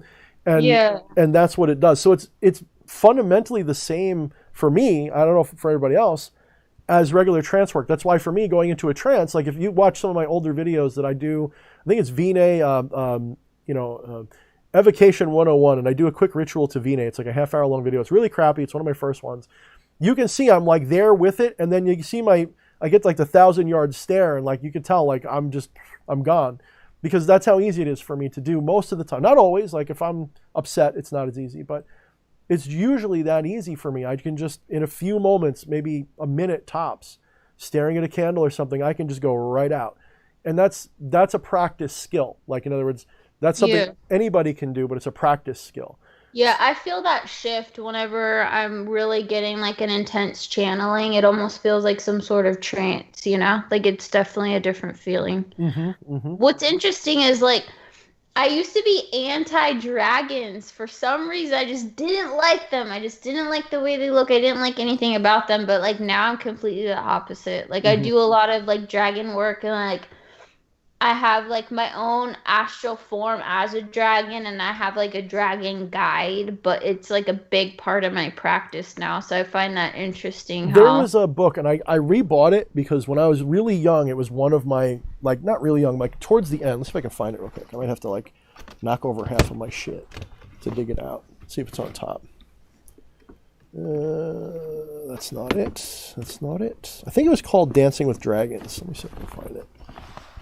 Oh, fuck. Divine Spirits Taco Girl Message TV. That is a mouthful. Says, makes my night when y'all go live and I crack open a Corona and watch. Oh, thank you. Bear Pentacle says, when DH goes live, a Corona gets its lime. Oh, shit. Oh. That sounds so good. Like Corona, you know? Wear a mask. I want to drink Corona. You know, now my video is going to be flagged by YouTube, you fuckers. Sorry, we meant coof. We Yeah, meant crack say open coof. a coof with Like, lime. can you imagine people who were doing the beer reviews and stuff? Like, oh, crack open a Corona. Like, their videos got all fucking fact-checked and shit. For Really? CDC guidelines. That's crazy. So I found it. Now, this isn't like... This is more chaos magic to me. But this is a book... Fuck yeah, dude. When I say chaos magic, I don't mean it's like Osmond Spare chaos magic. I mean, you would apply chaos magic principles to why this could work. It's called Dancing with Dragons. It's an older book. This is like the new cover. This was first published like 81 or something. When was this first published? Let's see. Yeah, I have a dragon oracle deck. And like my dragon guide, what's interesting, looks very similar to like how I look. Okay. Like my dragon guide is gold and magenta, but like my dragon form is also gold and magenta. This was from 94. Keep going, Nikki. I've had people ask me like, what do you think? Do you think your dragon guide is like your higher self, like you? But I feel like it's a separate version. We just like look sort of similar. So we put, you know, we personify and anthropomorphize everything. Those things don't really look like anything. Like we say dragon, and until we're taught what a dragon looks like, I think most people have no idea. In fact, if you look in history, dragons look like all kinds of weird shit. You know what I mean? Most cultures have a similar idea, but like they're similar, but they're really different. In fact, the most common, from my understanding, looking at history, the ones I've seen, when you go back far enough, dragons either look like big serpents with wings, with legs. They don't look like the stuff we think of now, like a lion with wings with like this kind, you know, like this kind of weird mix of features. Like they don't look like this, right? Like in antiquity, they just don't. Like they look like closer to Chinese. If you go to like Europe and you look up dragons that are like cave paintings, like in the old art of dragon, they're like all like slithery, spiraling around things, and they're long and So that's why some people think like the Ouroboros, like they'll say it's a serpent or a dragon, you know, or they'll even like relate the serpent back to like the Garden of Eden. They say, you know, it's a serpent or a dragon. I can kind of relate. I feel as though there's different versions of dragons. Like, for example, Satan, when he first appeared to me, he was like a black dragon, but like the typical dragon we think of in this day and age. So he's on all fours. But when Azazel appeared to me, he was more of the serpent type of dragon, like the Chinese kind of dragon. Sure. So.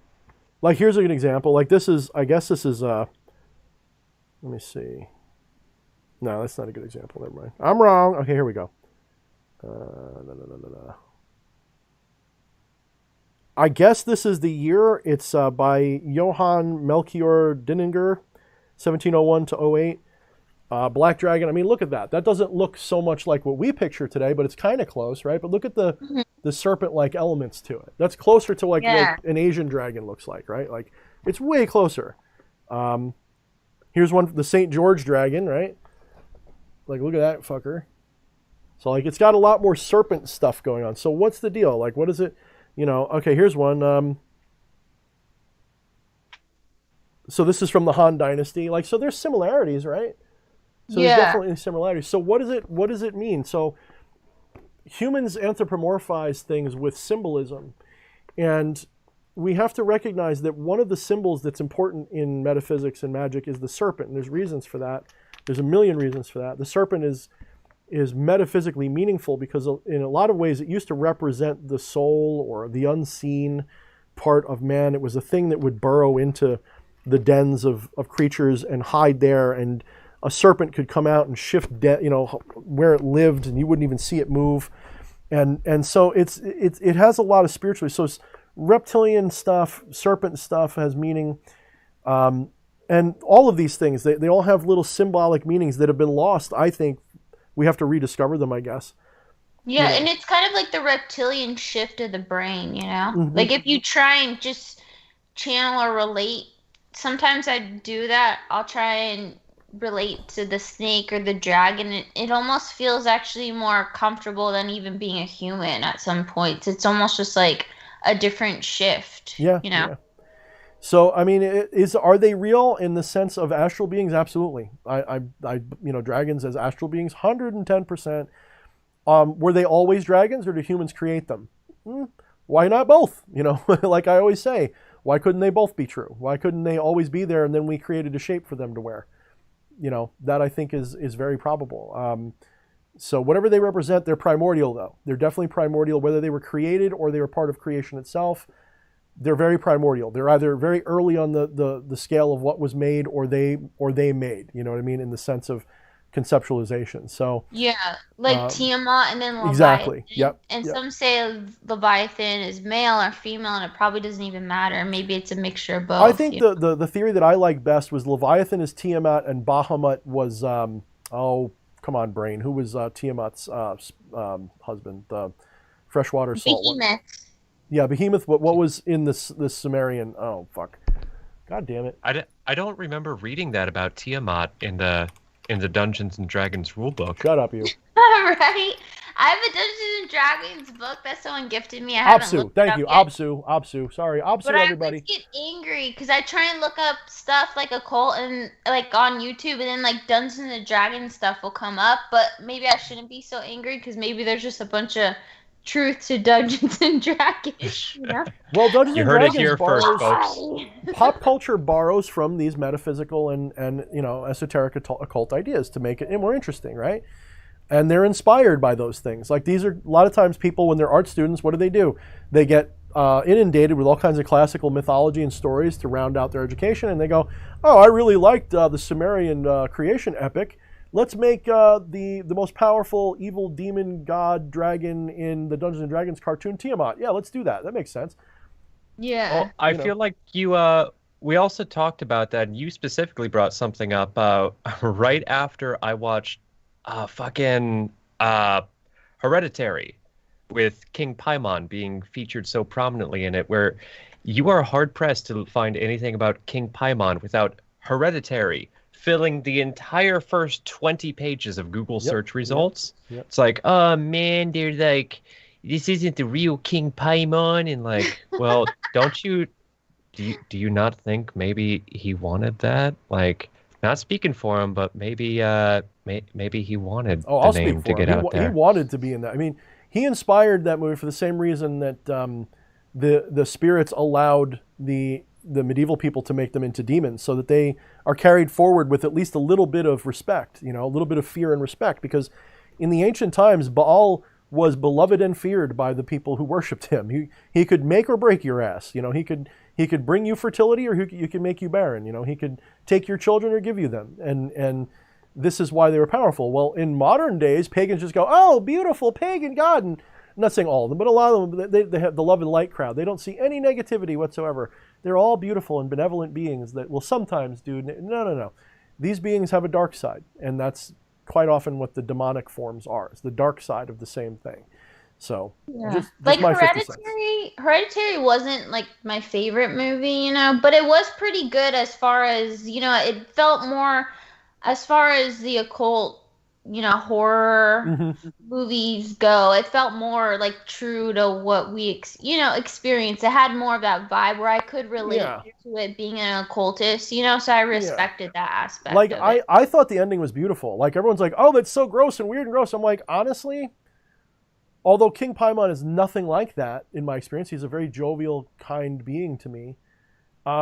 If I was in that situation, I wouldn't be bugged out. I'd be like, "No, this makes total sense."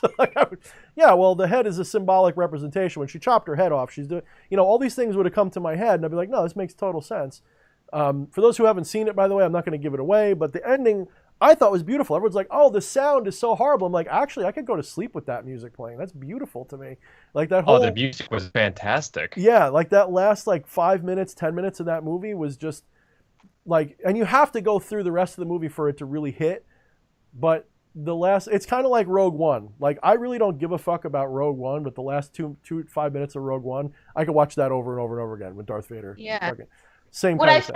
found, what I found interesting about movie is because I was in the music industry back in the day, and I've dated quite a few musicians. But some musicians I've known that are actually like extremely successful have been like really about that movie, which I find interesting because King Paimon, love the musicians. He's known as one to work with for music. So I find that true because, like.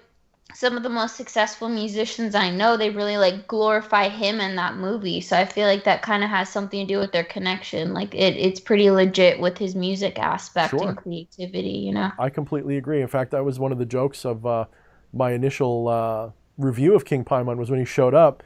One of the first things he said was, "King Paimon, motherfucker, can you dig it?" And I'm like, why would you say it like that? And I'm like, are you trying to say that motherfucker like was somehow influenced by you, or does he work with you? Like, what the hell? So I mean, that was like my first clue. I was like, okay, he really likes performance art and stuff like that. Absolutely. So anyway, we've been running the gamut here for what? I think we're on 3 hours, so we're gonna have to bounce now. But Nikki, thanks for being our tail gunner tonight. I appreciate you coming on. And we'll get you on. So, what would be fun? I think we should have you on for a pop culture night. Like, we'll just get you on for like a good half hour or something. We'll just talk pop culture, movies, music, and how the occult maybe factors into that. That'd be a fun talk. Absolutely. Anytime, message me, let me know. Sure. All right, guys. So, Nikki, pleasant seeing you. We'll see you on Discord. Cool. All right. Peace out. Peace. All right. So we're at the, for those 39 of you that are left, I should have done this earlier, but we're at the 39-person stage. So we're at the buy our crap stage of the night. So I want to thank you all for showing up. And if you watch this again tomorrow, there will be ads on it. So thank you guys for showing up. Thank you guys for supporting us. Thank you guys for being our friends and for all the cool comments and questions. Thank you for calling in and for just your general love and support, guys. I mean, I'm going to leave it right there. With everything going on right now, doing these shows gives us something else to do and worry about for about 3 hours, and it's a useful pastime. And Flesh Priest, I know you love doing it, and I love doing it.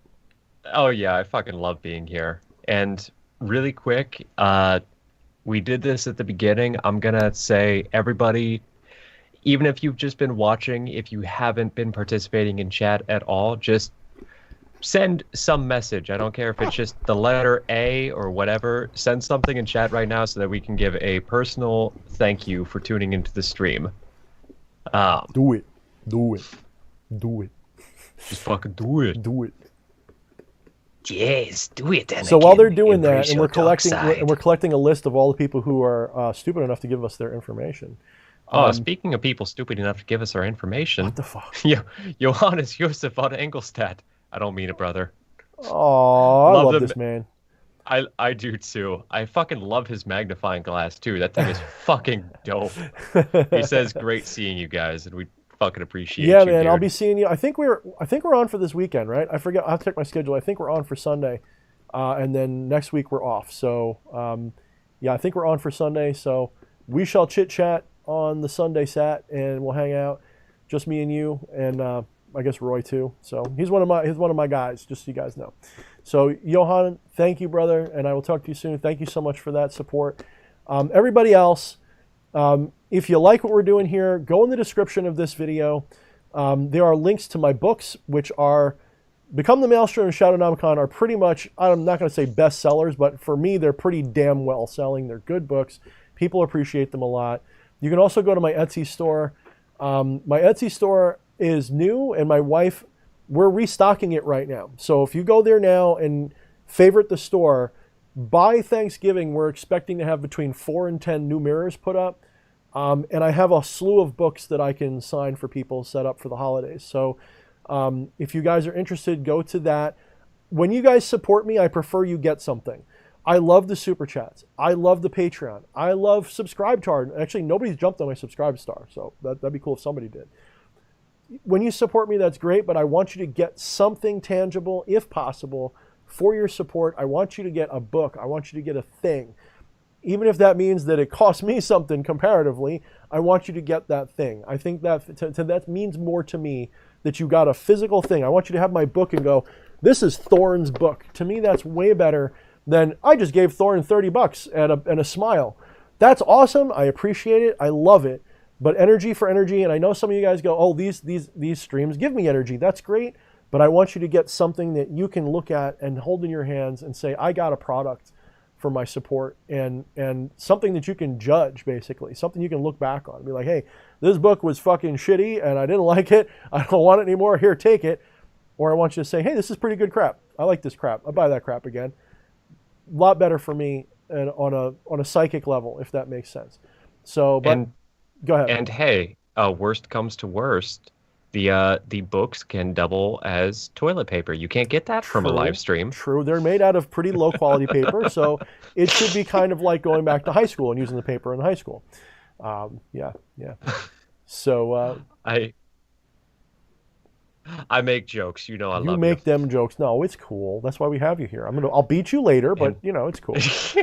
So. And you know who else is cool? Ace the Goblin. Bear Pentskull. Why? What do you do? What do you do? Blade and Cloak. Blade and Cloak. David Morgan. Dia Phoenix. Dice Controller 187. Dr. Manhattan. Edward Dan. Joffer 524. Gregory Soto. Jody J. Johannes Josef von Engelstadt. Coda Dagastin. Cracky Comics. Lucas Foes. Matthew's Test, Necro Nikki, Nina the Mystic, thank you as always. Patchwork and Star Ruby Corsi. That's everybody I see in the participants. We fucking appreciate you all, and you make these streams so much fun.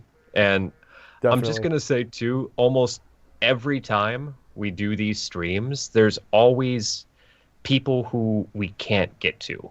Unfortunately, it always ends up being a backlog. And I want to get to more people. Sometimes we run along with callers, but we start these streams at 7 Eastern time. And by 8 Eastern time, we go live, start accepting calls. When you see this little fucking doobly-doo right here on my screen pop up at the 8 o'clock mark, fucking send me a message on Skype, on Discord, whatever. Let me know that you want to get on. That's your best chance of getting high up in that queue, because it's first comes, first serve. And I'm sorry we can't get to all of you. Yep. So basically, after about an hour after the stream starts, hour and a half, that's when we start taking the live calls. And we try to get to your questions as best we can, too. So, but we have Flesh for that. He's our master at tracking the comments. So I appreciate you guys. So next week, same time, same place. There's a lot going on right now. There's a lot of stuff political, a lot of stuff social, a lot of stuff with the COOF and all this crap. So we try to keep Thursdays blessedly free of that. But, if there's any kind of big hullabaloo and there's a civil war or something, it'll probably come up. But I'm predicting that we'll probably have an easy week next week. So tune in next week for Magical Topics. I think we'll go to some more urban legendy stuff next week, I think. That's going to be my prediction. So we will, that'll be fun. Depending upon what Flesh Priest roots out of the dirt there when he goes looking for topics, we'll find something to talk about. I think we should do, like, I don't know about aliens. I think it's too broad a topic. We should pick, find, you know what I like? I like those shows where they have like the mysteries and shit, and they're like one story, so like tonight you just told one story of reincarnation. So like, let's do a story that's like I don't know, just something spooky, but it's like a story, and then we'll comment on it and talk about it, and really see what we can figure out, and really just tell the story, get people's opinions on it, and have fun with that, and add that to the repertoire. Tell you what, I have one that I want to do because I fucking love the topic, and I think other people will too.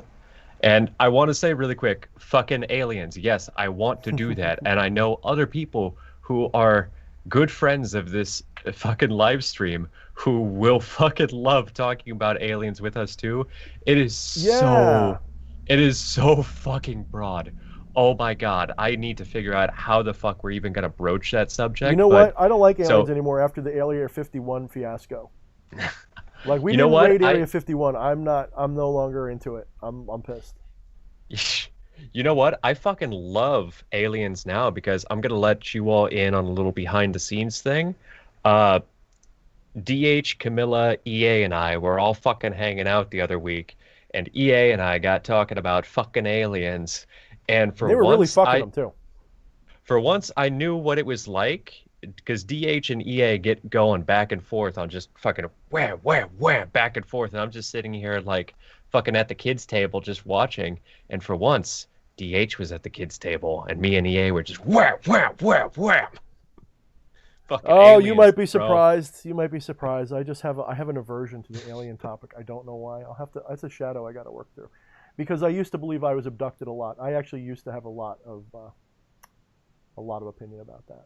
So I see Ace the Goblin saying that he'd love to tell his experience with a reptilian alien. Tune in to the streams, and when that goes live, we'd fucking love to hear from you on that. yeah, pretty much every Thursday, unless something really weird happens, we're here. Thursday is stream night on the DH Thorne channel, and I promise to do at least one stream a week or one video a week, but I usually do at least 2 videos a week, including a stream. So there will be more. There will be more. There will be more.